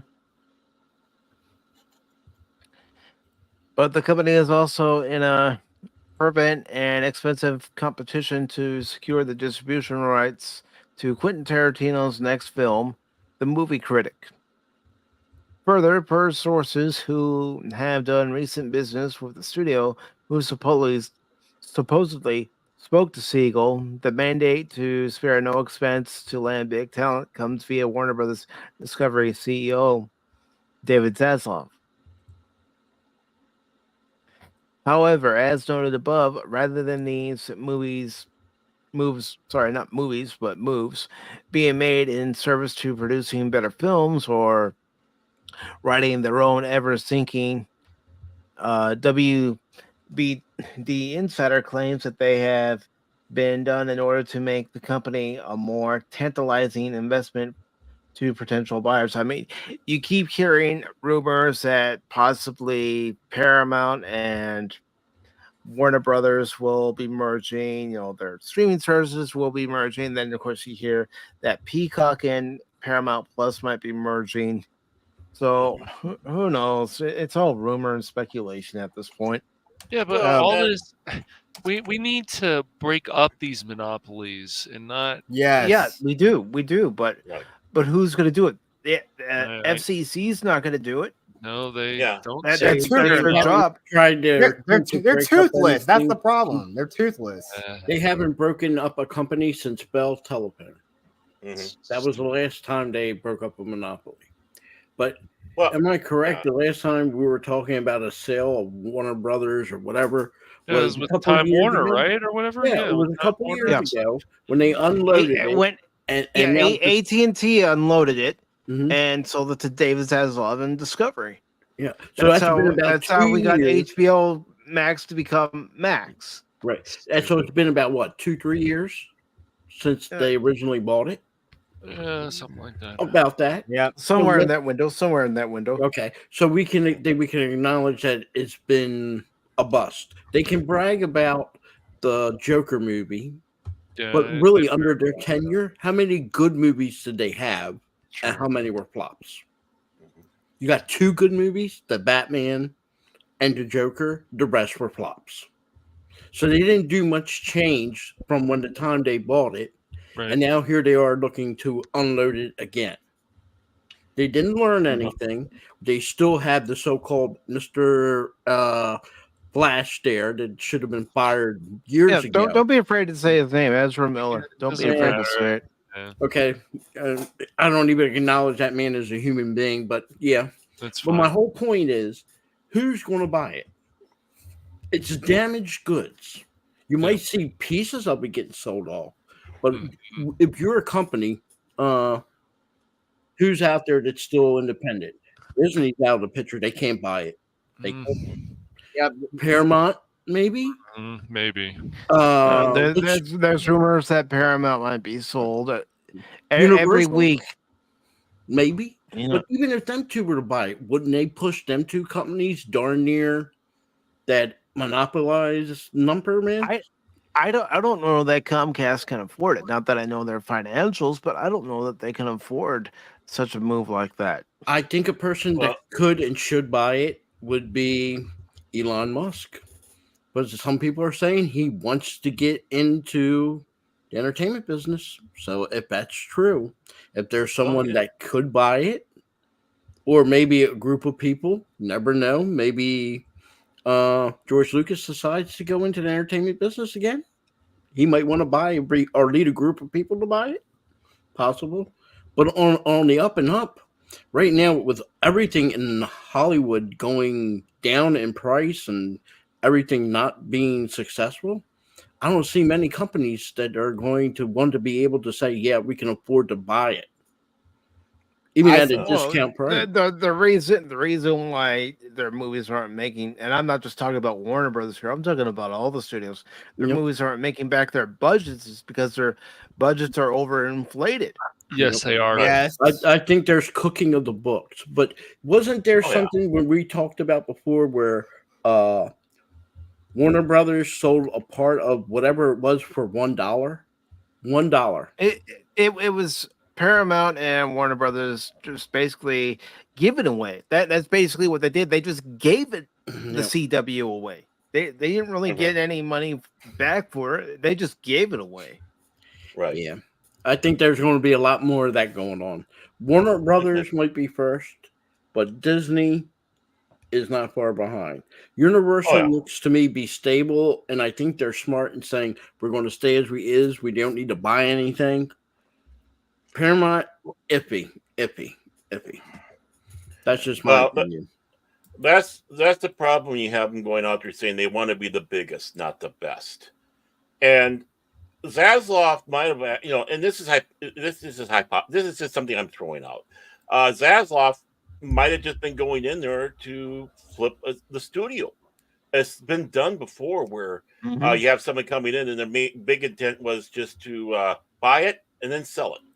Hoping to get at least something of a profit, or there's something in it for them, or they might be like a placeholder for somebody else that can't get it at this time. With that said, if the studio's up for grabs, how many projects, and we kind of talked about just a little bit before, early in the show, who is going to what's going to survive out of it? Are they going to just scrap this DCU that's going on with James Gunn? Maybe that's one of the reasons why he's not carrying what Gunn is doing, because he knows that, whoever takes over, if there is somebody that's already in the wings and he's been in talks with them, because you don't get rumors like this coming out unless there's been talks, right? Maybe that's one of the things is, we don't, we don't want this DC, we don't want this Gunn guy, whatever. So it's like, he knows that Gunn is in there, so let Gunn chew his mouth off. Let him become unpopular. Let him keep Ezra Miller around. It's only going to help my cause, or these people's cause, when they come in and say, nope, we're going to clean house in DCU. In fact, we're not going to have a DCU anymore. How's that for you, folks? Would it be insane? I'm not. If I forgot this company, but they might be able to pull it off if Sony was to buy it. Think about We- it. They can would control they the want to? Would they want to? I mean, they already have Columbia Pictures and Sony Pictures, Yes. but would they even want to dip their hands into Warner Brothers when supposedly the PS5 isn't doing the sales that they want, so Nope. they're losing money there. And Right. Mhm. Yeah, and not to mention one of their other big studios that was under them was basically acquired by Amazon, MGM. Mm-hmm. So yeah, I mean, there's a lot. You know, I wouldn't doubt if there is a kernel of truth to this. I wouldn't doubt if there is, but how big a kernel is it? How serious of it is it? Yeah. Who knows? But again, this is the state of entertainment we have. Mhm. Well, and I think Discovery took a big leap in buying this, knowing what Yes. type of programming they do. I Right. mean, yeah, they have the Deadliest Catch. That's probably their biggest thing they ever had. Uh-huh. But some of the shows they had where they had the Survivor with the two guys, that was proven to be fake. They weren't really surviving on their own.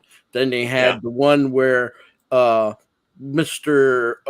guy that was in charge of WCW, I can't think of his name right now. Eric Bischoff. When he did that show for Discovery, the Bicycle Club thing name. I can't think of the name. The Laughing Devils, and that proved to be fake. Wasn't very successful, you know. So I thought that Discovery, you know, went above and beyond what their programming is and what they like to acquire. I thought this was a too big of a step for them, and they didn't do no changes. Not They said they were enough. going to do changes. They didn't do. They no did only a few. They got rid of stuff like Santa Inc. on Max at the time, HBO Max, but they did a few things, but barely anything. And Well, yeah, they did the big important thing. They got us talking. Yeah, that's No, I what mean, they really. wanted. They wanted everybody talking. But yeah, they talking certainly got doesn't that. They amount did it to like Barry them was saying. that of people watching their movies, watching their shows, and putting money into their pockets. Mm-hmm. We can talk about it all day, but that's still not going to make them any profit. No. Well, again, look at the first thing he did when the big head scratcher. The first thing he did when he comes walking in, he shelves a film that's almost completed. Basically, the budget has been spent for it, except for the final touches and the advertising. Shelves it. Doesn't even put it on the streaming service. It makes you, of course, what does that do? It gets people buzzing. It gets people talking. Yes. It gets people sitting up. I mean, it's all a dog and pony show, smoke and mirrors. Mm-hmm. As much as we were ridiculing it, we hadn't seen them, obviously, but what we saw, we were ridiculing. Batgirl should have at least been finished and put on to the streaming service at least. Mm-hmm. If they don't have let us judge it. Mm-hmm. Right. It's just like a lot of products. So we're nervous about putting this out on in the film, so we'll put on VHS back in the day. But yeah, at least you get something back on it. You're going to get people watching it. There's something you can go about it. I mean, if it's about ego, what ego do you have to do? It's not your movie that you made; it's previous people's, and you can specifically point at that and say, "This is what we're not going to do." But again, that's a big head scratcher. It makes you wonder: is too much for a tax write-off? It's too showy for a tax write-off. And let's get more into this article to see what else this insider has to say. Back to you, Mike. There we go. I forgot to do that. Just because I'm curious to see what else has to be said. I am too. I'm too. Yeah. But Phil said what he said, so obviously that's all we need to know. Yeah, and before I get back into the article, I also want to say hello to Low Spec Linux Laptop, everybody's favorite penguin besides Punk Waddle.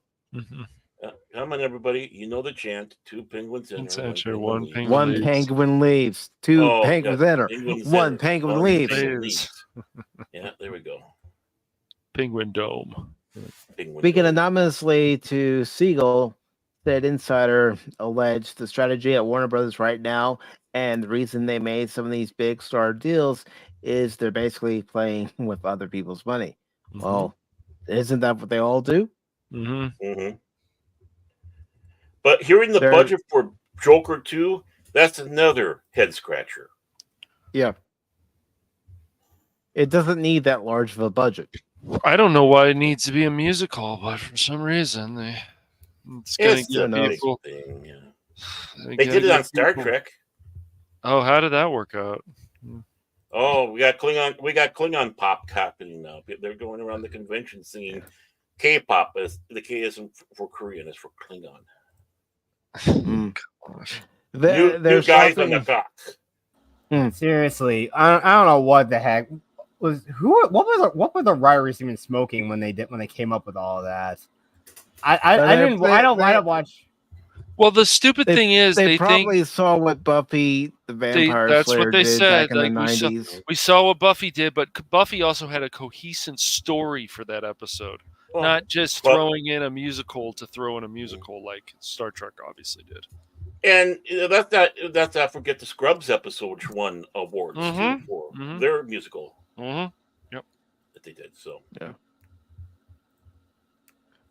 So it says they're shopping for Quentin or Cruz with the notion they can use it as a shiny object that is going to be additive when Zaslav sells the company. They added shiny, give me the shiny. Then I'll buy it. Mike's dangling the keys in front of us, Cash. Let's go. I know. Woohoo! Yay.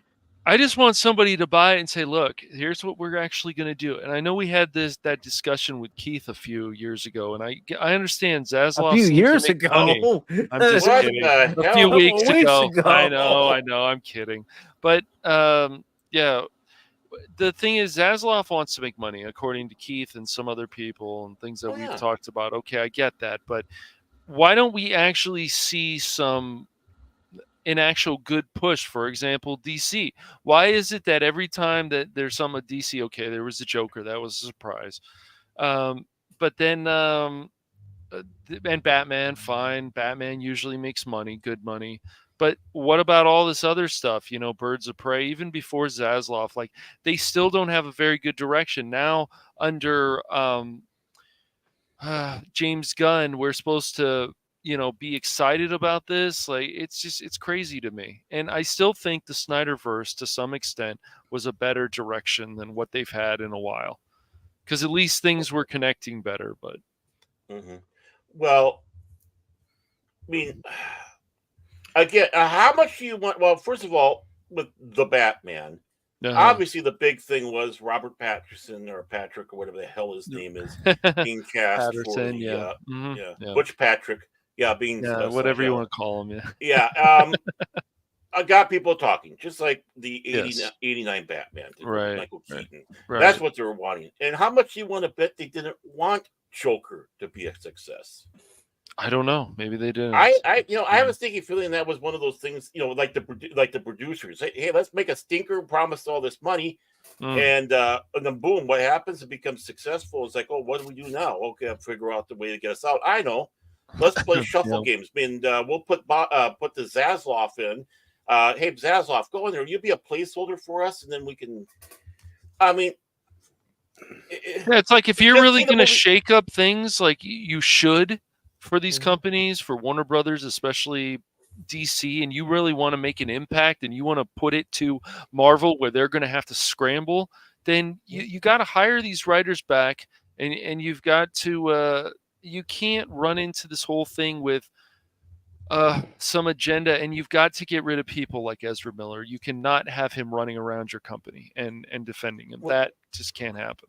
When Warner Brothers was doing good, yes, and the CW was doing good, when you had the Superman show, what was that called?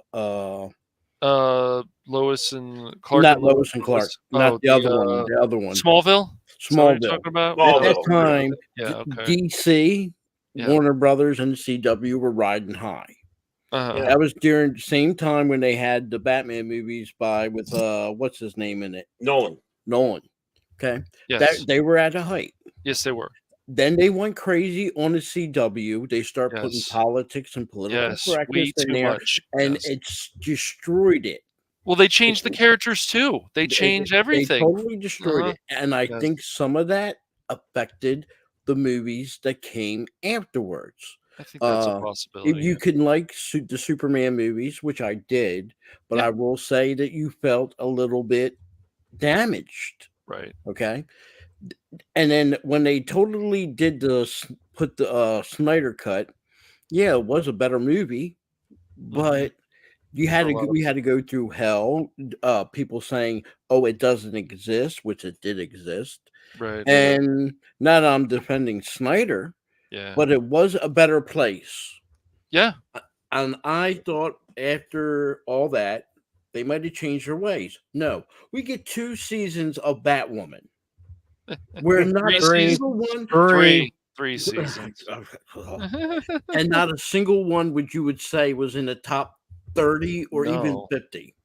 It shouldn't have had 2 episodes, let alone 3 seasons. And then they got the bright idea, well, let's do a Batgirl. If Batwoman was going to be trash, I hope we never see this Batgirl movie. That movie gets shelved. If they want to redo it, redo it. But I don't see them redoing it. They lied to us and said, "Oh, Amber Heard was not going to have a big role in." That's true. In Aquaman, the second. She wasn't going to be in. She had a bigger role. She did. Okay, so at this point, whoever buys it, and again, I doubt if they're going to be able to sell it as a whole. Right. It's going to have. I think if they have a better chance of selling it, is in parts. But whoever buys it has to turn that into a 360, or it's done. Yeah, it's done. We probably if somebody takes it and it's still the same, Batman as we know it probably needs a 30 or 40-year break and never have another show or TV or movie made for 30 years. I mean, that would be okay. Companies can't do it. I know they can't. They have to bring out Batman every few years. And I'm sorry to say this, and Disney better keep an eye on it. They have a chance to turn it around, which I doubt. DC doesn't have a chance. This was their chance, and they still kept playing the same way. It's like hiring a coach for any sports team, and your team goes 0 for 22 for a season, and you hire a new coach, a new coaching staff, and they go 0 for 22 the next season. Nothing's changed. Same thing, same everything. So sometimes it's not the coaching staff. Sometimes it's the players involved. Yep. If Zaslav is going to change things, then you change things. You get rid of stuff. If this man is really about making money, like Keith and I had talked about, and you guys talked about, using a sports analogy, in the 80s, 70s, 80s, and early 90s, football, if you were a player and you got traded or sent to Tampa Bay, the Buccaneers, that was a career-ending stop for you. Yeah. That means your career is over, even if it just started. Now, it did get a change. They managed to win the Super Bowl. They started getting better. But the fact of the matter is, back then, unless you did change and a diehard change, you're not going to make it. But you can't, with entertainment and sports, there's a difference. You're not sharing revenue. Yeah. There's no NFL to fall back onto. Right. Where in these movies and these especially these live actions, because look at the animation, and there was even a time that they wanted to get rid of the animation, and they realized, oh, this can make us money. Well, duh. But follow more on the path of the animation, and then do that with the live action. It would be better. Like, people can say what they want about stuff like the original Wonder Woman and so on, but you can still compare that movie to the 2009 animated film. And the second one, yes, went off the rails for a lot of people. Some people liked it, but they don't have a vision for all this stuff. I would love to see the two Green Lanterns, Jon Stewart and Hal Jordan. But it's not none of this. They just don't think about this. Like, oh, but aren't you guys excited about another Superman movie? Maybe not. Well, we'll see how it turns out, and then James Gunn can give it to somebody else to direct. But still, we don't know. Even that movie that James Gunn directed, Suicide Squad. I don't care what people say. I know that made money. I didn't like it very much. I found it pretty boring. And let's see what this insider has to say as far as certain things about this potential sell or no sell. It says, to this end, Siegel notes that many on the lot believe this sale will come sooner rather than later, as April will see the expiration of a 2-year lockup period, a common business agreement which establishes a set amount of time following a company's merger wherein insiders cannot sell their respective holdings, established by Warner Media and Discovery as part of their 2022 merger. So they've only been merged for 2 years, as it's going to get to the point in April. So 2 years, and they don't have a lot to show for it, like Phil was saying. Notably, though, this clause has yet to actually expire. Last December saw Zaslav meet with Paramount Global CEO Bob Bakish for what sources told Deadline was a preliminary discussion regarding a possible sale of Warner Brother Discovery proper. Well, however, the war in Ukraine has lasted longer so far than this. Yeah. However, the exact details of this meeting have not been detailed to the public, and it remains unknown whether or not Paramount Global is considered an actual contender to eventually own Warner Brothers Discovery. I don't see, and this is just my opinion, I don't see Paramount even having the money to be able to purchase Warner Brothers Discovery. I just don't see it. Well, the thing is, he's gotten so big, I can see exactly what Phil was saying. It's they're going to have to piecemeal this one out. It's not going to be able to be taken as a full entity for many of the reasons we said. I'm hoping that one of the things that get completely sold off is DC, and I hope it goes to a more private firm, or a smaller firm, a smaller group that loves the comics, that love what was there. Bring in the ones that we love. That would be more than happy to have Mike Barrett and Chuck Dixon come back, or put a voice in there. I highly doubt that's going to be the case, though, because look, some of these companies, all they care about is really just return on investment. They know if they paid a lot of money for it, they expect to get paid that money back tenfold. And look, I think because of the Rippaverse, they've moved on from like the mainstream comics. They've moved on. I mean, and then this is the reason why I still say this. Like all the alternate stuff that's are the alternative media that's coming out, like with Pop Talk, all the YouTubers that have come up, sprung up since all this stuff started happening. It's really like there's no point to it. Hollywood at this point, they've become irrelevant, and they just know they've been replaced. They just still haven't seen it yet. Well, the thing is, you said it right there. They want to make money and such. Well, if you do have investors that truly love the product they're buying, and they're out there, and they do go out there, and then they do this. They know what a winning formula is. They know what made DC, and they know what killed DC. They're going to go out there. They love the property. They will be. They know they'll make money if they do things correctly. They would be able to come out with a new Batman and a new Superman film, and people will sit back and go, "Ooh, okay, now you got it." Then they can bring in the others. As long as they get rid of James Gunn, because he's gonna mess everything up.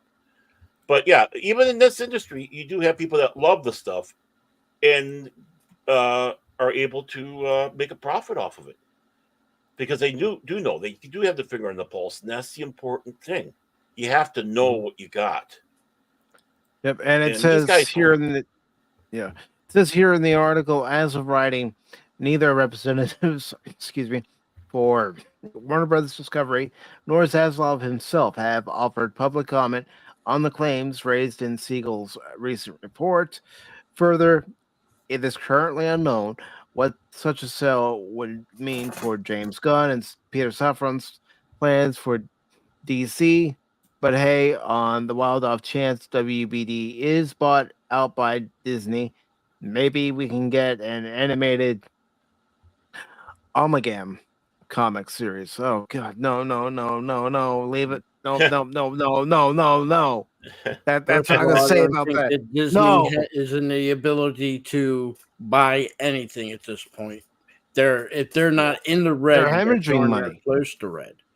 So no, they and as far as even if we got the best comic book writers right now, and they were able to buy and do what this man suggests, as much as the Rippaverse is great, it hasn't turned comic books around from being less popular than it's been in the last 30 years. Right. It's not a good investment anymore to invest in comic books. I'm sorry, the industry is pretty much darn near on life support. Not when manga's running wild. There you go.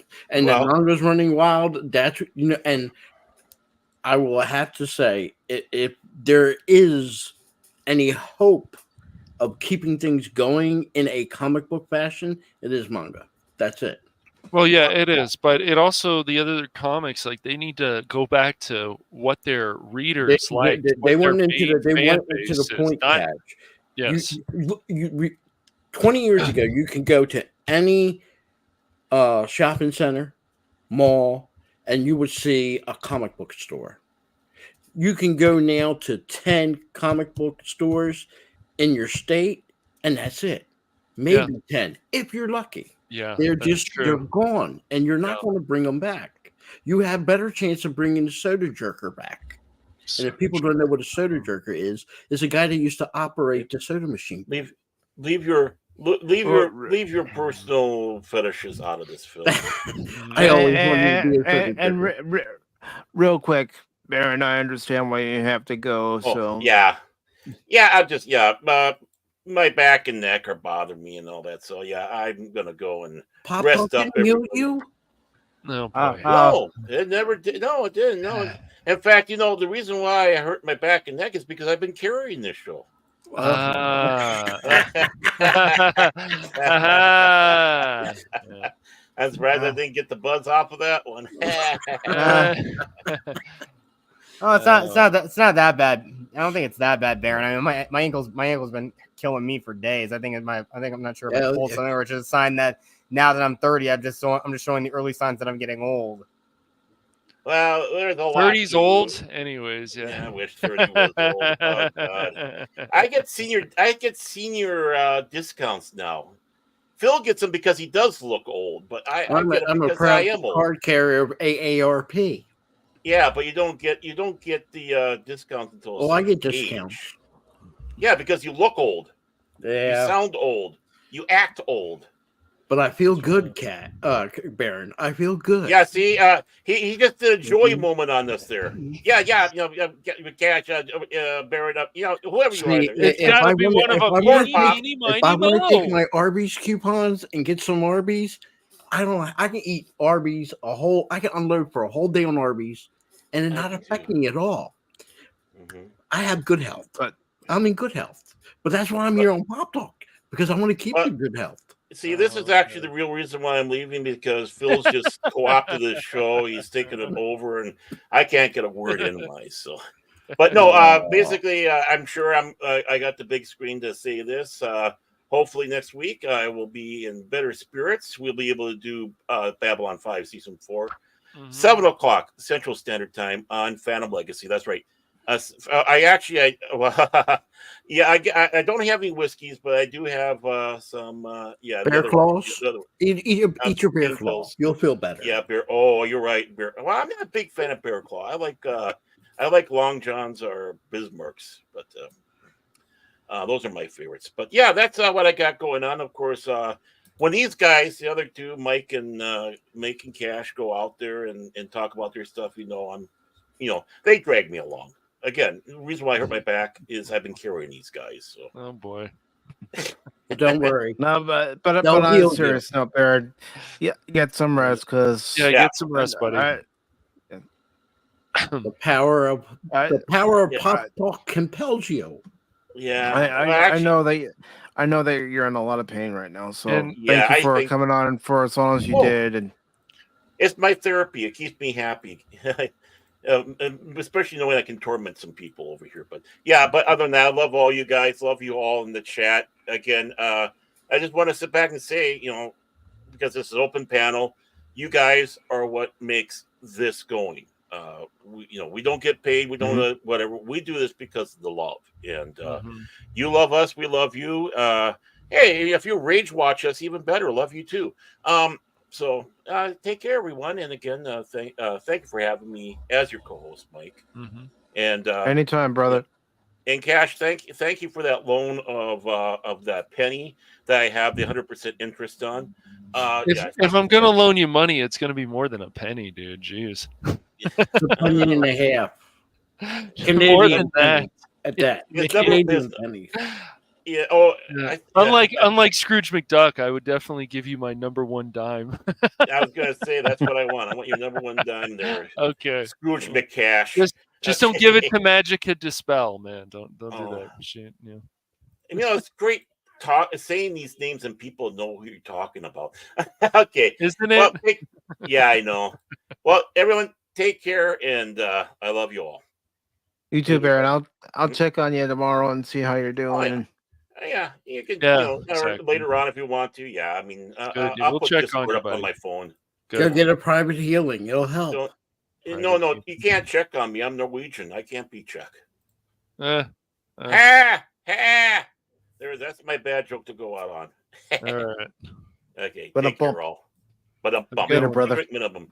Yep. Back to you, Mike. All right, let me get me up the screen here, because we are gonna go ahead and take a look at the box office numbers for this weekend. All right. Cool. I'm sure they're not good. But seriously, I know Baron hasn't been feeling well, so I do want to get some rest. And I was even surprised that you even showed up today, Baron. Yep, exactly. Because I did say to him yesterday, I said, if you're not feeling well, you don't have to come on. You know my stance. You guys don't always have to be here. No. That's not what Cash Money says privately. Oh, whatever.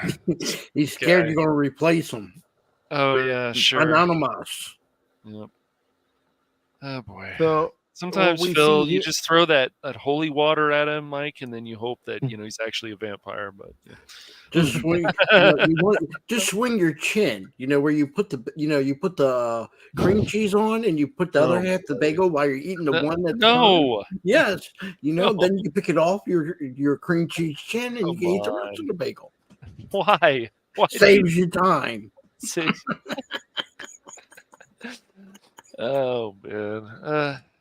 Well, people have been saving time by either going to the movies or, in a lot of cases, not going to the movies. Yeah, what is the budget for One Love? I think it's done pretty well, actually. I'm gonna check it right now. Well, this weekend it made $13.5 million, and so far, it's 70 million.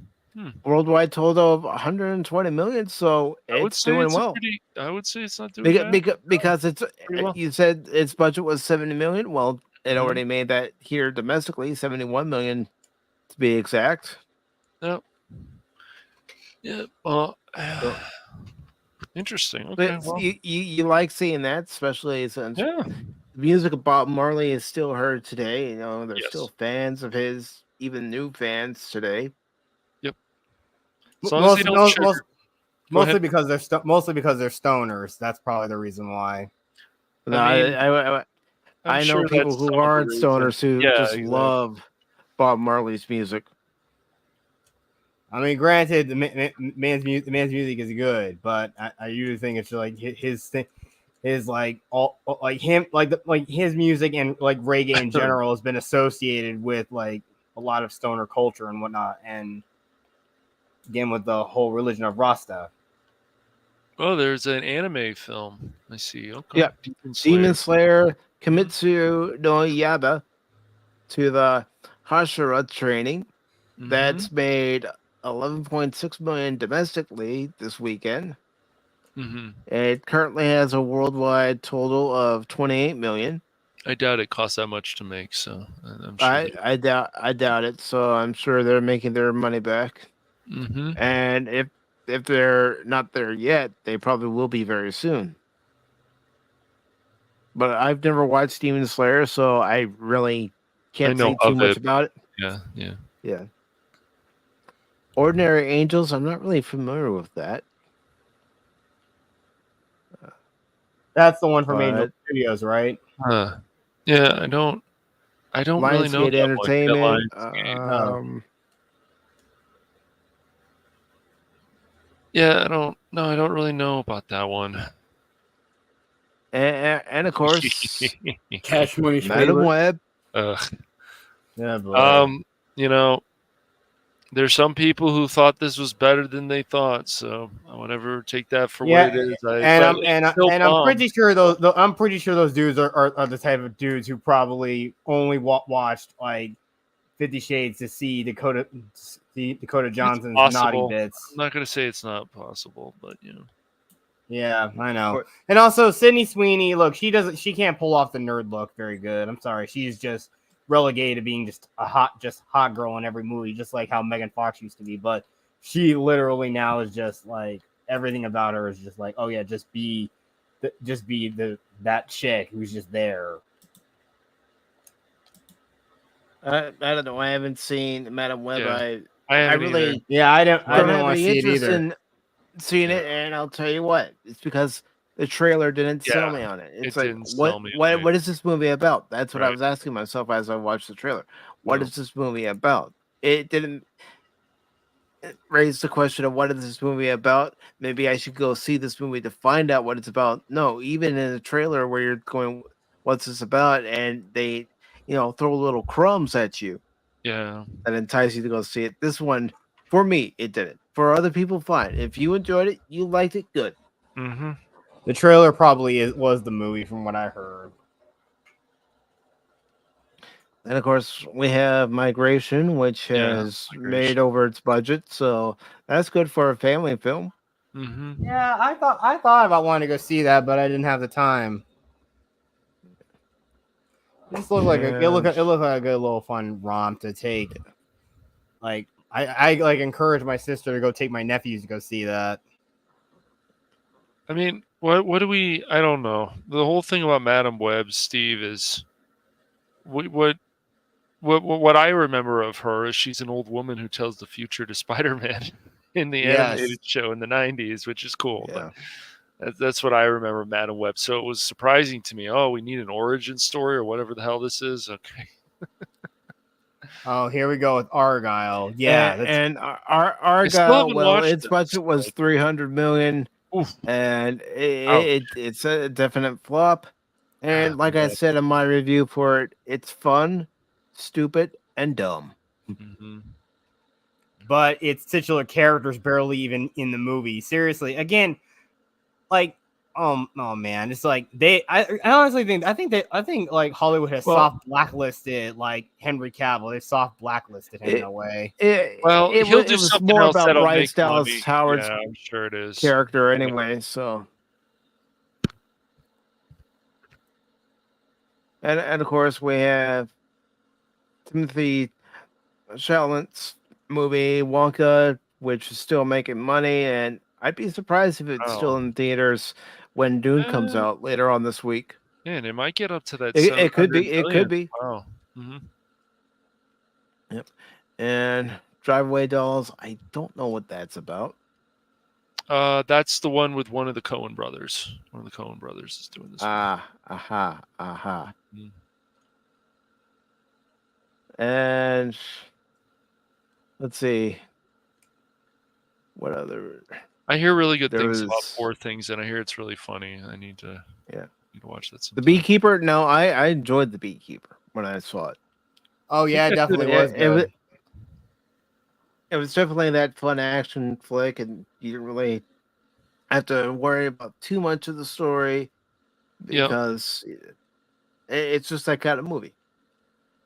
Sometimes you just want to go see a dumb action flick, and that's what this is, basically. Yeah. The only thing that was kind of a bit of a standout in that movie was that that Apex Legends reject. I don't know. I haven't watched it yet, but I will be seeing it soon. Well, there's literally a guy that you look at him and is like, yeah, this guy would not look out of place in Apex Legends, I think. Yeah, and that's pretty much the weekend box office for the top 10 at least. But yeah. And it's good to see Das Wolfen. Ah, hello. Good to see you, Das Wolfen. How you been, brother? All right, so let's go ahead and move on to some sad news.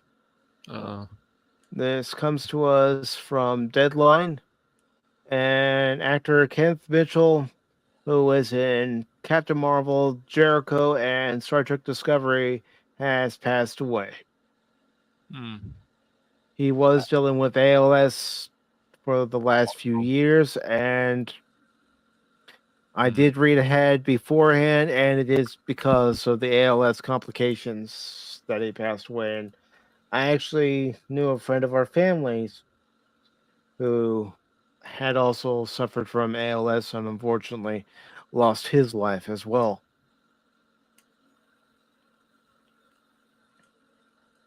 So this is, excuse me, by Denise Petsky. It was posted early this morning, and goes on to say, Kenneth Mitchell, who played several characters in Star Trek Discovery and also was known for his roles in Jericho and Captain Marvel, has died from complications of ALS, his family revealed Saturday. He was 49. With heavy hearts, we announced the passing of Kenneth Alexander Mitchell, beloved father, husband, brother, uncle, son, and dear friend. His family shared on X Twitter. For 5.5 years, Ken faced a series of awful challenges from ALS, and in truest Ken fashion, he managed to rise above each one with grace and commitment to living a full and joyous life in each moment. He lived by the principles that each day was a gift, and he never walk alone. And we never walk alone. Sorry about that. His family said in a partial statement on Instagram. You can see the entire statement below. Mitchell announced publicly that he'd been diagnosed with ALS, also known as Lou Gehrig's disease, in 2020 in an interview with People. The moment that they told us it was ALS, it was like I was in my own movie, Mitchell told the publication. That's what it felt like. Like I was watching that scene, excuse me, where someone is being told that they have a terminal illness. It was just a complete disbelief, a shock. Mitchell played 3 Klingon characters in Star Trek Discovery. First 2 seasons, he portrayed Cole in season 1, Cole Shaw, and Tenevik in season 2. In season 3, as the disease progressed, he played Auriello, a character who's used a hover chair created to incorporate his need for a wheelchair into the series. He also voiced 3 characters in the first season of Star Trek Lower Decks Season 1, a Black Ops operative and a Romulan guard. StarTrek.com also posted a tribute to Mitchell. Being a part of Star Trek keeps me inspired and gives me purpose, Mitchell told Sci-Fi Wire in 2020. Hopefully, that will keep going. Mitchell also was known for his role as Eric Green in CBS Jericho. On the film side, he portrayed Joseph Danvers in 2019's Captain Marvel, the father of Carol Danvers, Brie Larson, who appeared in the flashback with the young Carol, McKenna Grace, and early in his career as Ralph Cox in the sports biopic Miracle in 2004. His additional television credits include The Astronaut Wives Club, Switched at Birth, and guest spots on Gold Black, CSI Cyber, and NCIS, among others. Give me a second. Mitchell is survived by his wife Susan, their children Layla and Caleb, his parents and in-laws, and several nieces and nephews. The family asks that any gifts be directed toward ALS research or toward his children. Very sad indeed. Because ALS is a horrible, debilitating ailment, and like I said, having seen the family friend that we had suffer through it's just one of those things you don't wish on anybody. You hope when they do go that the person is at peace. And Dallas Wolfen says, been good, busy. Awesome. And Phil, you need to go, brother? Yes. I'm sorry I couldn't stay longer. No problem, dude. But thanks for having me on. It was a great stream. And I just want everybody to remember, Pop Talk heals and saves. When you feel like you're in pain or you're emotionally damaged, this is where you come to get yourself back in shape. You sure they won't be emotionally damaged coming to Pop Talk? I got to bait them in somehow. And I'm going to say this. I've seen people coming into the live stream, in the chat and everything. Why don't you guys hit the like button? It'd be nice if you just take a second and hit the like button.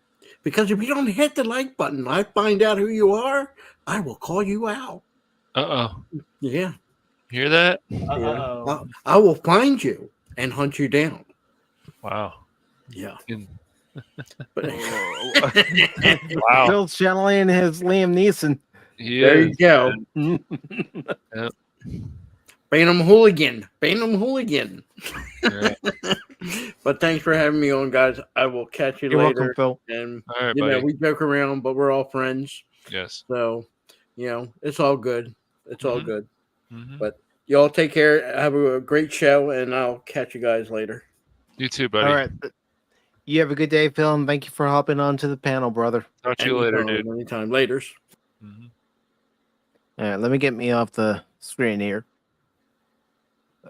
But yeah, we here at PACIFIC414 Pop Talk send our condolences to the family of Kenneth Mitchell and to all the families who have a loved one suffering from ALS. That's very horrible. Very, very horrible. But I didn't really know much about this guy's career, but I probably had seen him in a few things. He's one of those character actors. You may not know his name, but you recognize his face in certain cases. Mm-hmm. You look and you go, wait a minute, I have seen that guy. Or, that girl, or right, because they have one of those faces. And again, my condolences to his family. Yes. His children, his in-laws, his parents, his nieces and nephews. He was on 27 episodes, it looks like, of Jericho. Yeah. Mm-hmm. Rest in peace. Mm-hmm. Indeed. All right. So moving on to this next story here. And let me just grab the link and I'll share it. Because we know a certain Pokemon might be interested in this.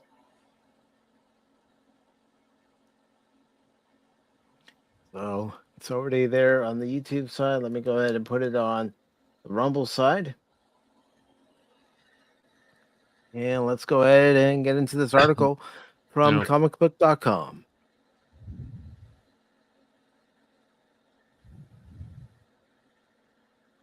eBay set to auction 151 rare and infamous Pokemon TCG cards and collectibles. On Pokemon Day 2024, eBay will hold a huge auction on rare cards and collabs with bidding starting at $1.51. This is by Sean Fallon. It was posted on the 23rd. And 1 second.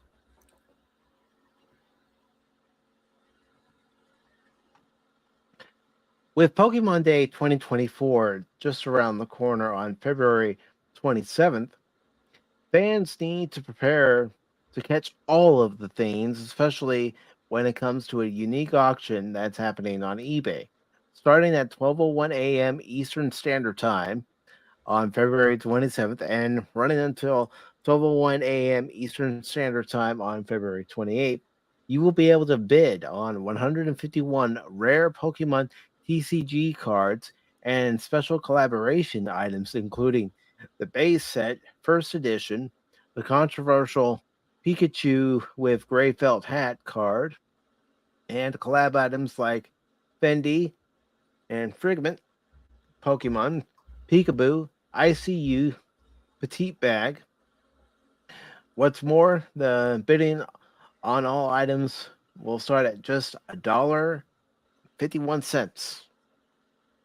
Note that the cards for eBay's Catch 151 auction will be supplied by leading eBay sellers like TCA Gaming, the TC Genius, and ZMG Emporium. And each will be backed by eBay authenticity. You got it. Guarantee. Yep. The complete list of items that will be up for grabs hasn't been released, but some highlights are outlined below. It says a collection of cards from the game's first trading card release, the infamous base set first edition, including Charizard. And forgive me if I mispronounce these Pokemon names. I'm not the Pokemon aficionado. Right. Some are. All right. Yep. Blastoise, Venusaur, Mewtwo, Zapdos, and more. Alternate issues of the game's most popular Pokemon, such as Dark Charizard. Oh, he went to the dark side. Sabrina's Genjar. Okay. Yeah. And Shining Tyranitar.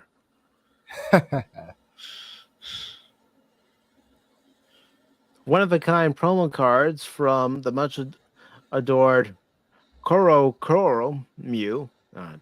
Again, I'm not really familiar with all these names, so yeah, I don't know me. all of them either, and I completely have forgotten some of the names of all the Pokemon, most of the Pokemon, but I haven't followed Pokemon outside of watching the original Indigo League of the anime or in terms of the games beyond like Red and Gold.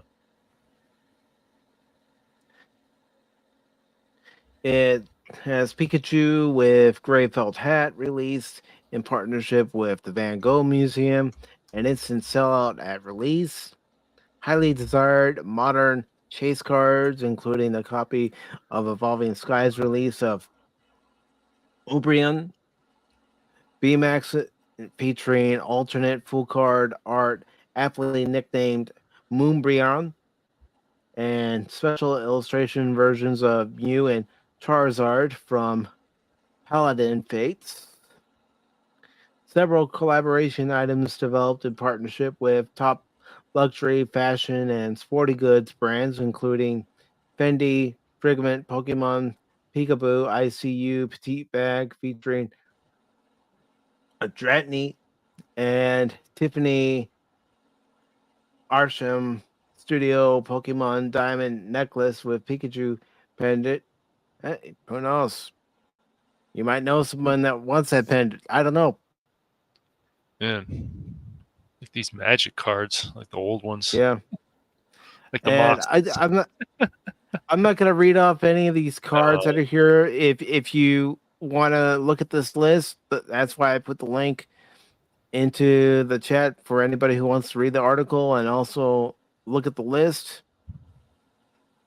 But it says if you're game to get in on the Pokemon Catch 151 bidding war, be ready and waiting at this eBay page on launch date. I'll go ahead and grab the link for it.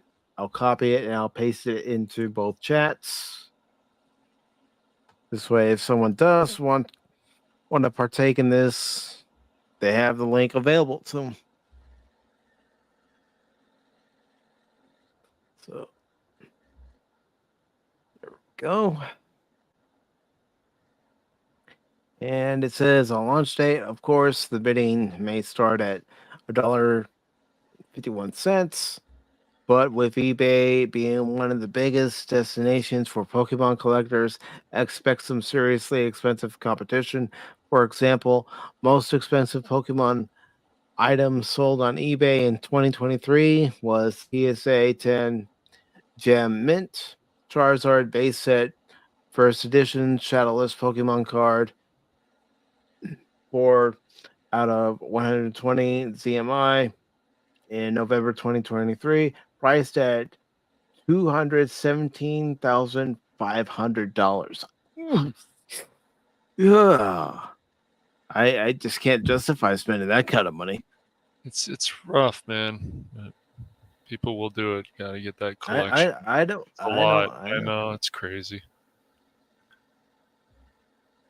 Says Pokemon Day has become an iconic moment for the community to come together and celebrate their fandom. For many Pokemon trainers, hunting down and catching cards and collectibles on eBay is all part of the experience, said Gene Cook, Vice President of Global Collectibles at eBay. The Catch 151 event is celebrating that dedication by offering one of the most incredible collections of rare, high-end collectibles in a single event. On a related note, the Pokemon Company will host a Pokemon Presents on February 27th at 9 a.m. Eastern. Be sure to watch a special episode of the official Pokemon podcast of Comic Book. A Wild podcast has appeared for live reactions and a breakdown of everything that was announced. And again, if you want to see this full list of the items that are being auctioned off, you can click on to the article link and see it, but I will pause it here just so you can get an idea. And if you're a serious Pokemon fan and you can afford it, go for it.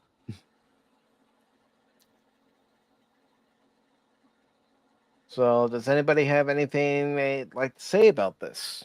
Well, one, I vaguely remember having Pokemon cards when I was a kid, but look, if they sell for that low and they will go for who knows how high they're going to be selling them for bidding.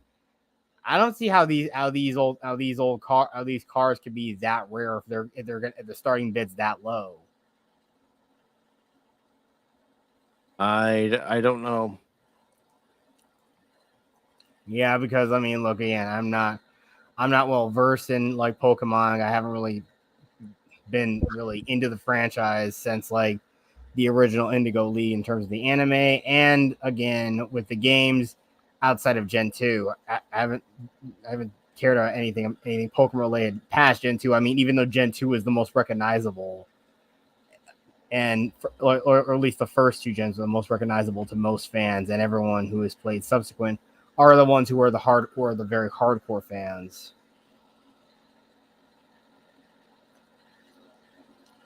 Cash, do you have anything to say? I've never played the card game. I never grew up with it, but I have played the video games and the mobile game, but I'm sure the card games are a little bit different. I guess they probably have somewhat of the same formula, but I am sure there's certain things that are different. So I would say way late to the party of Pokemon. What I like about Pokemon in general is there's a lot of nice micromanaging, which I enjoy. So, especially in the games. But I will say, for anybody who is a Pokemon fan and has experience with the Pokemon card games, if you want to leave a comment in the comment section or in the chat and explain to all of us who aren't very familiar with the game, what each card means and what the rules of the card game are, please, by all means, let us know. Yep. So, moving on to our last story here. And of course, we've talked about this off and on as news comes out about the case. And this comes from Variety. Rust trial armor's texts allude to marijuana use on the night before shooting. This is by Gene Mattis, and it was posted on the 23rd. Let me go ahead and post it in both chats.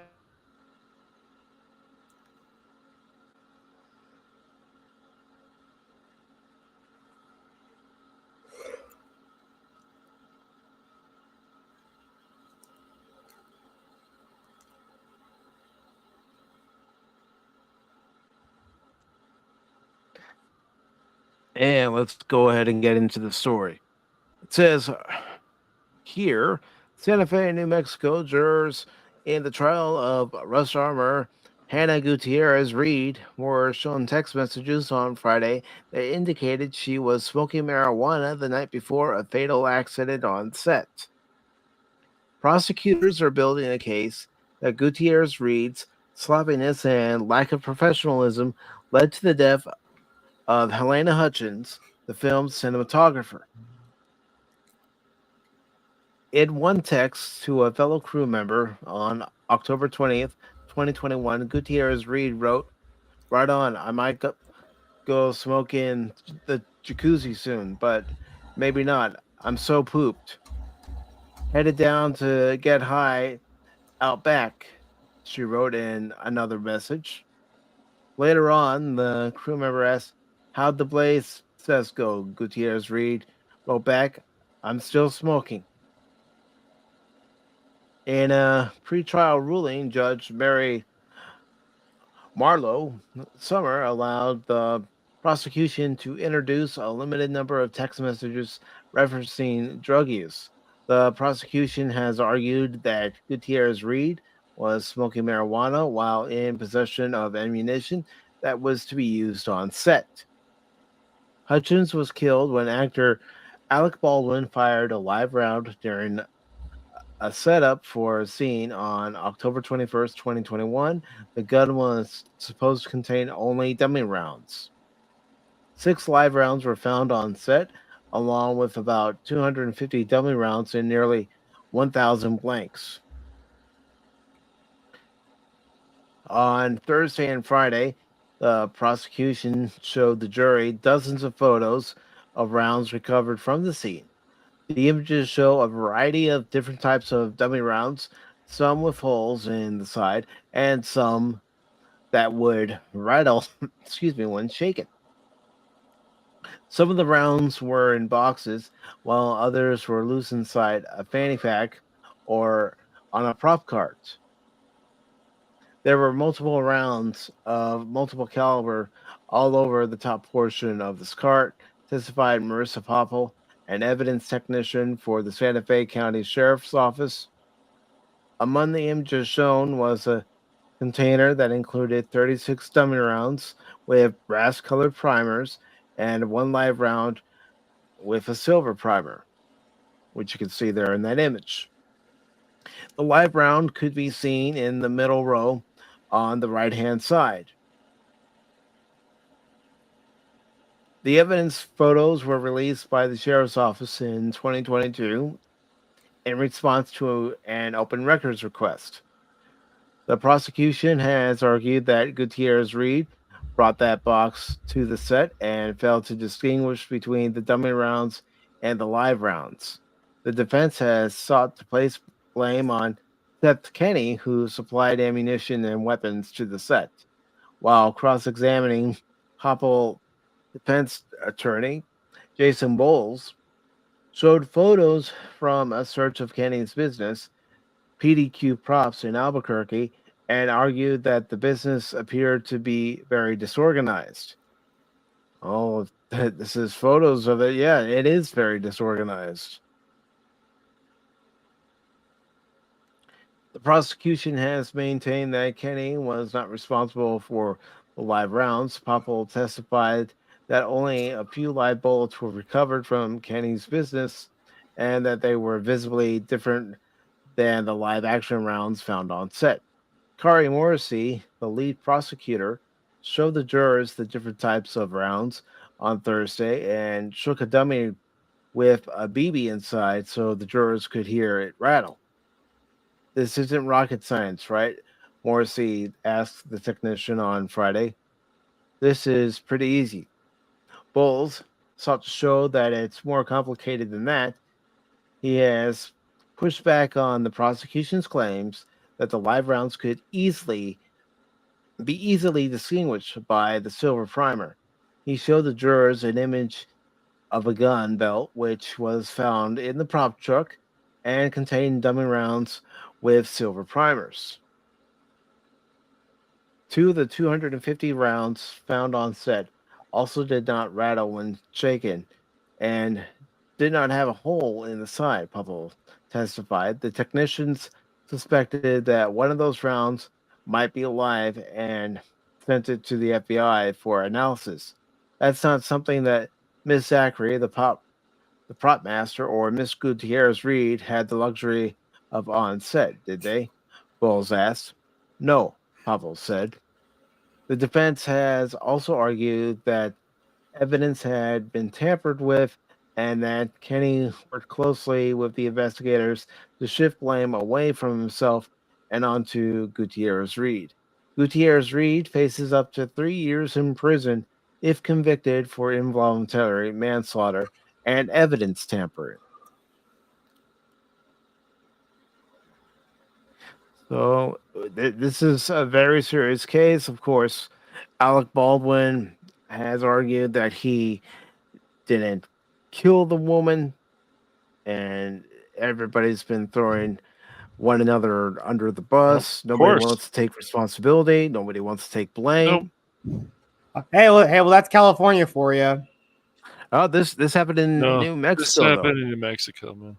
Oh, okay. Another state that obviously will do the most heinous stuff possible and think, we did absolutely nothing wrong. This is like 100% normal. We're in this neck of the woods. It's normal here. You know what? At this point, I'm starting to say, you know what? Every state that leans a certain way, you might as well all just have like a purge day. Well, this is a failure of Alec Baldwin not checking the firearm before he fired it. Yes. Doesn't matter that the armor handed it to him. The prop master making sure that there's a blank round in there. That's right. Yes.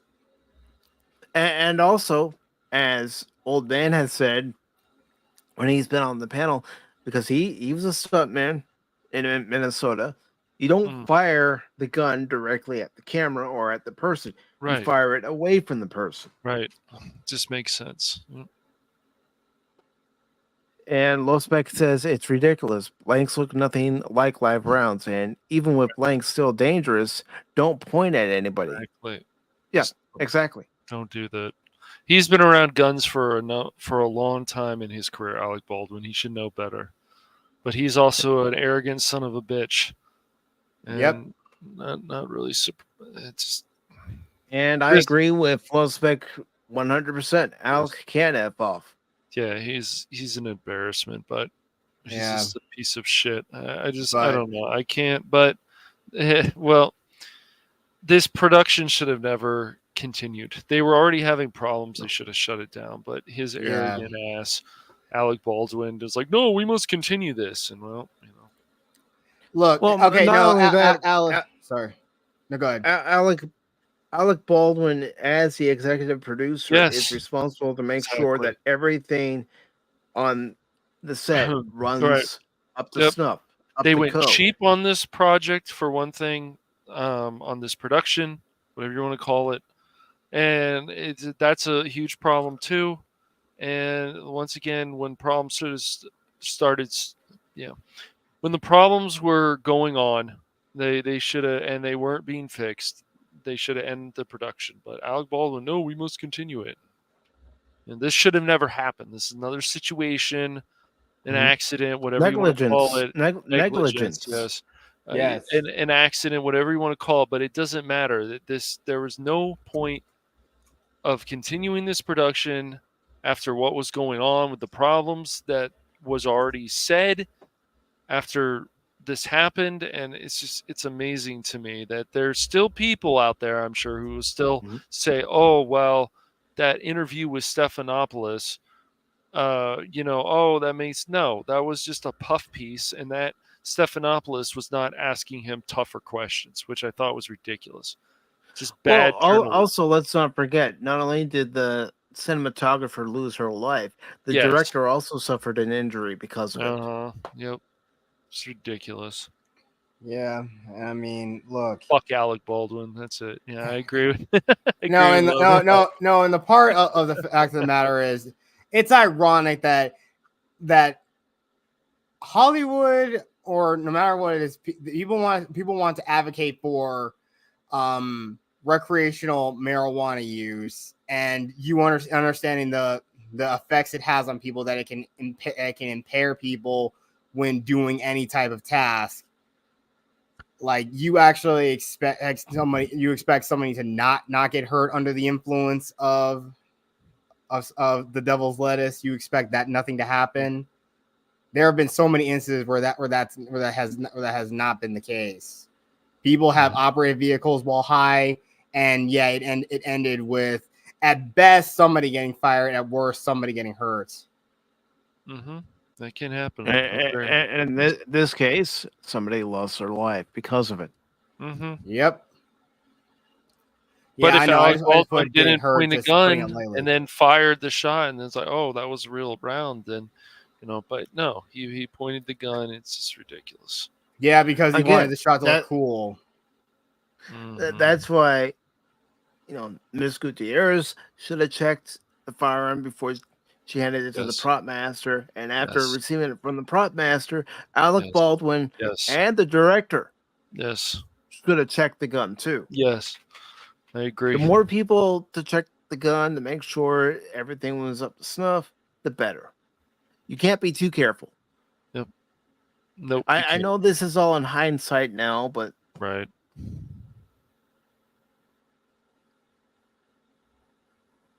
It just shows how irresponsible they all were.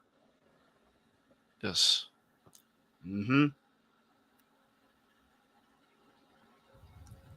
It's just sad, unfortunate case where, again, somebody loses their life because of negligence. Yes.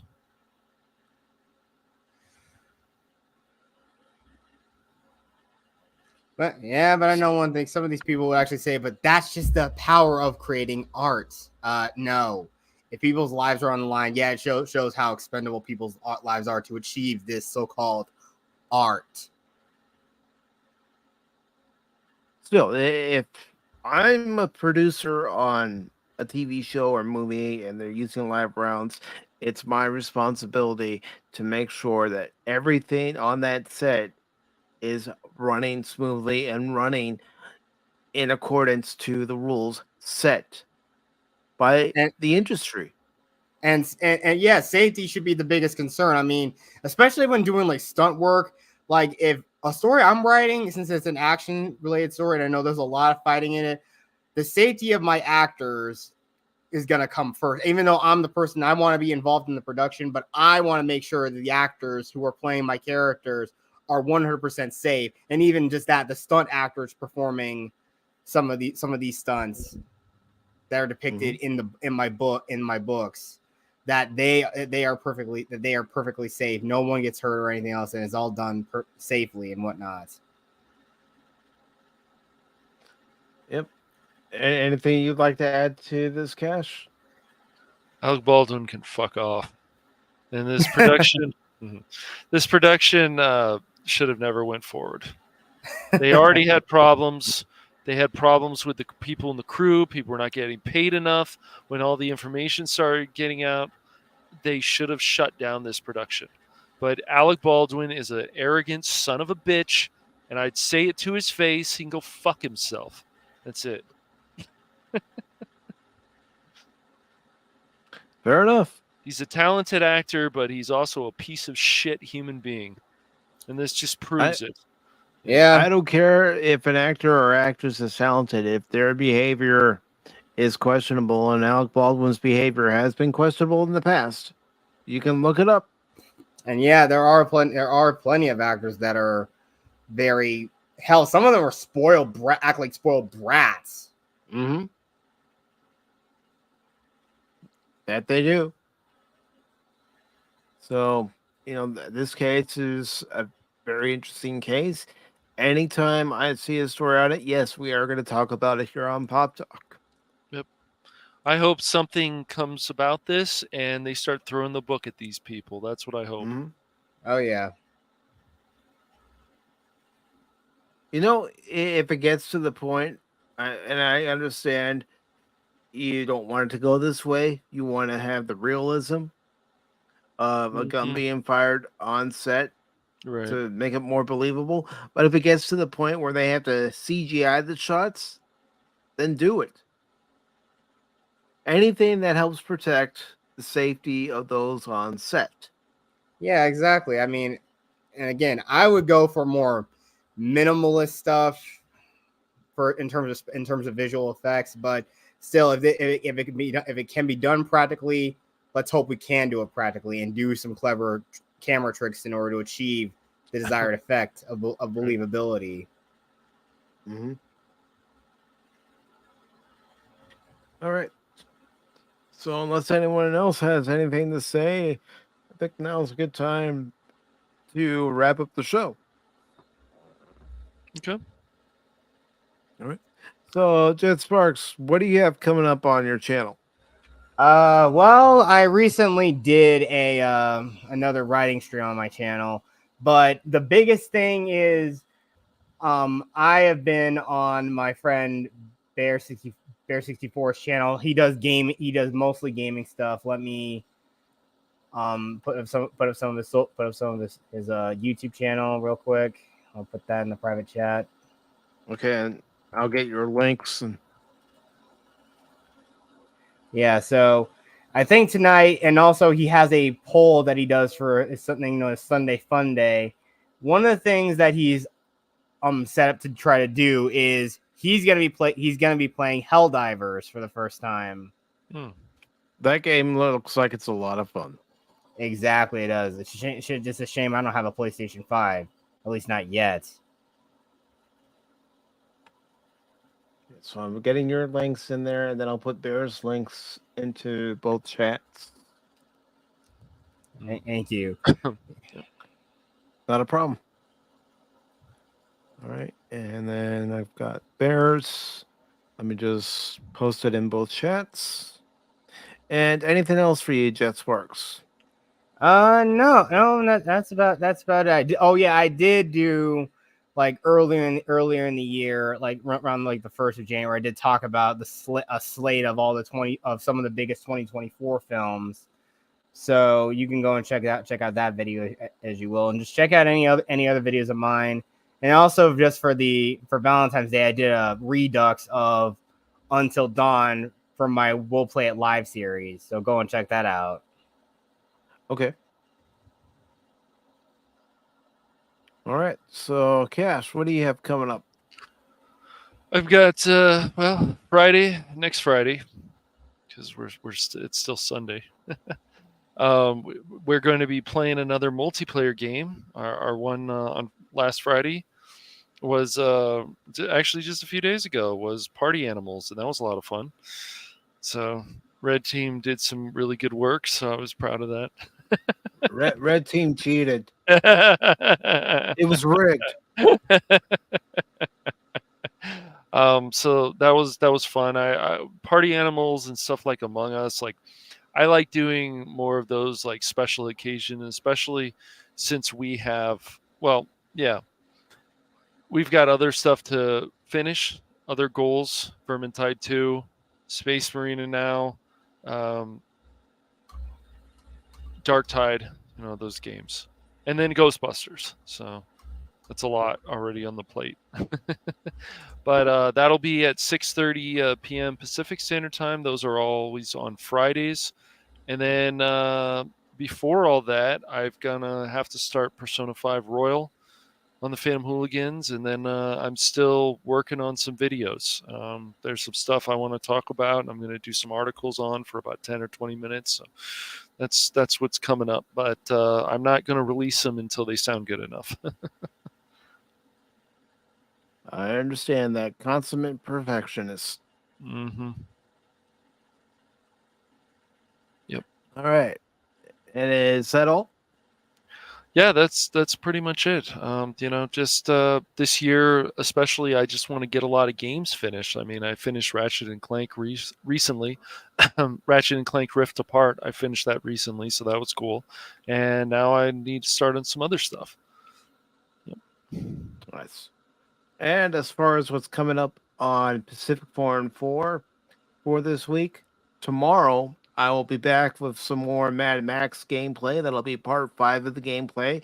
That'll be on YouTube, Rumble, Twitch, and Kick. And then Tuesday, I don't have anything scheduled at this time, and I'm keeping it that way. And then Wednesday, we will be back with another edition of PACIFIC414 Pop Talk, where we will be watching 1987's Masters of the Universe with Dolph Lundgren, and we'll give our honest opinion of the movie as we're watching it. I have my gripes. Even when I was a kid, I had my gripes about the movie. Yeah, it's a cornball film, but it has some good stuff and a few things. But I will say this: Frank Langella as Skeletor, he is a highlight of the film. Yep. So, yeah. That'll be it. Oh, Anonymous. Who is this? We're getting ready to leave, man. We're getting ready to leave. You want me to bring him in? Up. Here he goes. Anonymous rules. Oh boy. Anonymous. That's all right. That's all right. Oh man. You know what? Dang it, Anonymous. You know what? He probably had a marathon of Adam Sandler movies and decided. I think so. Yeah. Decided, after watching Billy Madison, he's gonna come into Pop Talk during the open panel and go, Anonymous rules instead of O'Doyle rules. That's right. Later, Jet. But right, again, there won't be anything on the channel for Tuesday. Wednesday, we're watching Masters of the Universe. Masters of the Universe and tomorrow's Mad Max stream will both be at 6 p.m. Eastern. And then Thursday, there will be a stream on all 4 channels: YouTube, Rumble, Twitch, and Kick. I just don't know what time yet, but I plan on streaming Final Fantasy VII Rebirth. Cool. I just, have to wait and get my copy and then go from there as far as the time. It could be at 6. It could be a little bit earlier than 6. It might be even after 6. I don't know yet, but I will definitely keep everybody posted. Just look on the community page and YouTube, and also look on my Twitter page and Discord when I announce what time it's going to happen. But I do have that stream scheduled. It's just private right now on the YouTube side. And let's see. Anonymous says, you love me. Well, yeah, if we didn't love you, we wouldn't be playing this anytime you come by the channel, brother. Anonymous. Anonymous. Anonymous.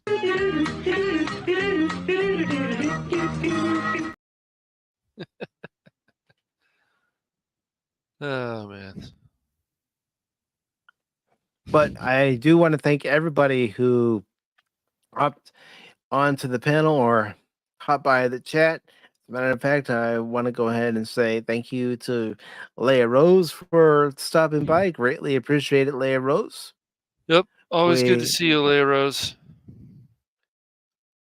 And we also had Brandon Looney Tunes Fan 2000 stop by on the YouTube side. Mm-hmm. T-Gab Steve. Yep. TK. With the latest episode of Beverly Hills 414. And of course, I know it's Big Daddy T-Gab. Yeah. Jason Fox of 540 Studio. Surprised you didn't hop on the panel, brother. Yeah, me too. And of course, Phil McCracken, who did hop on to the panel. So thank you, Phil. Yes. And of course, Lord Crit of Everest Productions. Oh, yes. Oh, yes. And Anonymous. Anonymous. Who did a drive-by of the panel. He did. Yep. And of course, we had Pop of Pop Culture Mechanic. Thank you, Pop. Yes. DJ Ronnie G. Nerd. Turtles. Big turtles. Old Man was here. Hello. Greatest Maddox was here. Yes. And of course, not only was he on the panel, but he hopped in the chat.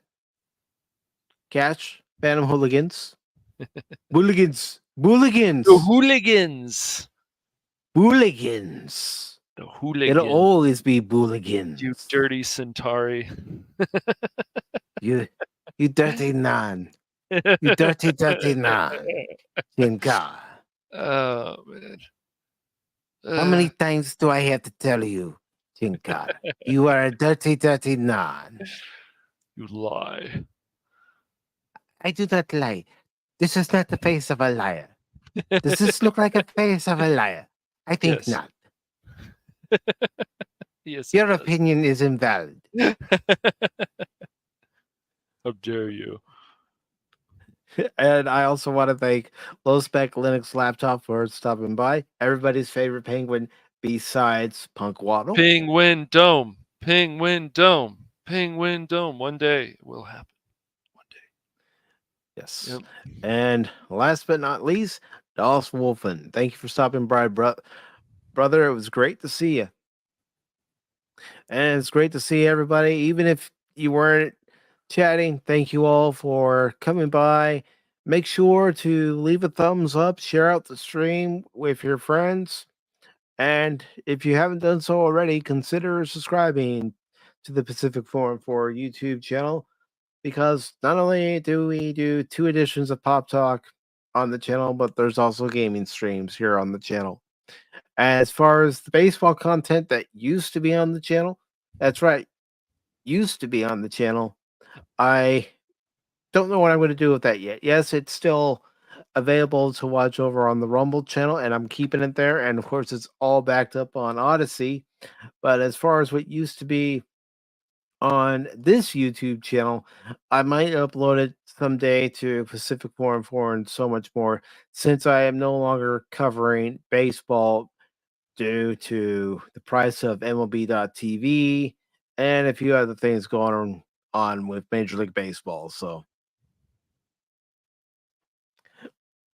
as far as where it's going to show up again, that remains to be seen.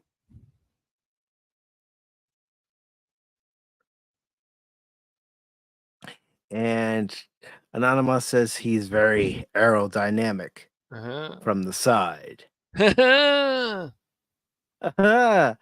But again, thank you everybody for watching. Baron, thank you for being here for as long as you were. I know you're in a lot of pain, but I do appreciate you hopping in, even though I did tell you, brother, you don't have to hop in if you're not feeling well. I've even told Cash, you know, if you're not feeling up to coming on, you're not obligated to come on. Right. I don't force these guys to come on, but I appreciate it that they do come on when they can. And I appreciate everybody for coming by, not just the YouTube channel, not just the Rumble channel, but also the Twitch channel and the Kick channel, because without your support, we can't do this. None of us can do this. That's right. So thank you all for your support. Have yourself a great Sunday, or depending on where you're located in the world, a great Monday. And remember, don't ever give up on me in a game, because just when you do, you might miss something. Take care, all. Autobots, transform and roll out!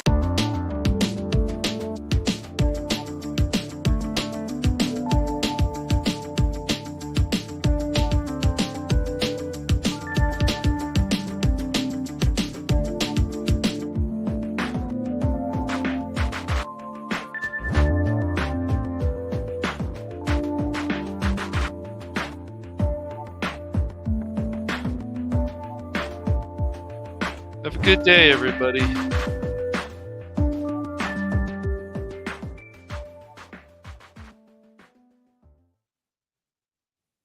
See you later. Have a good one.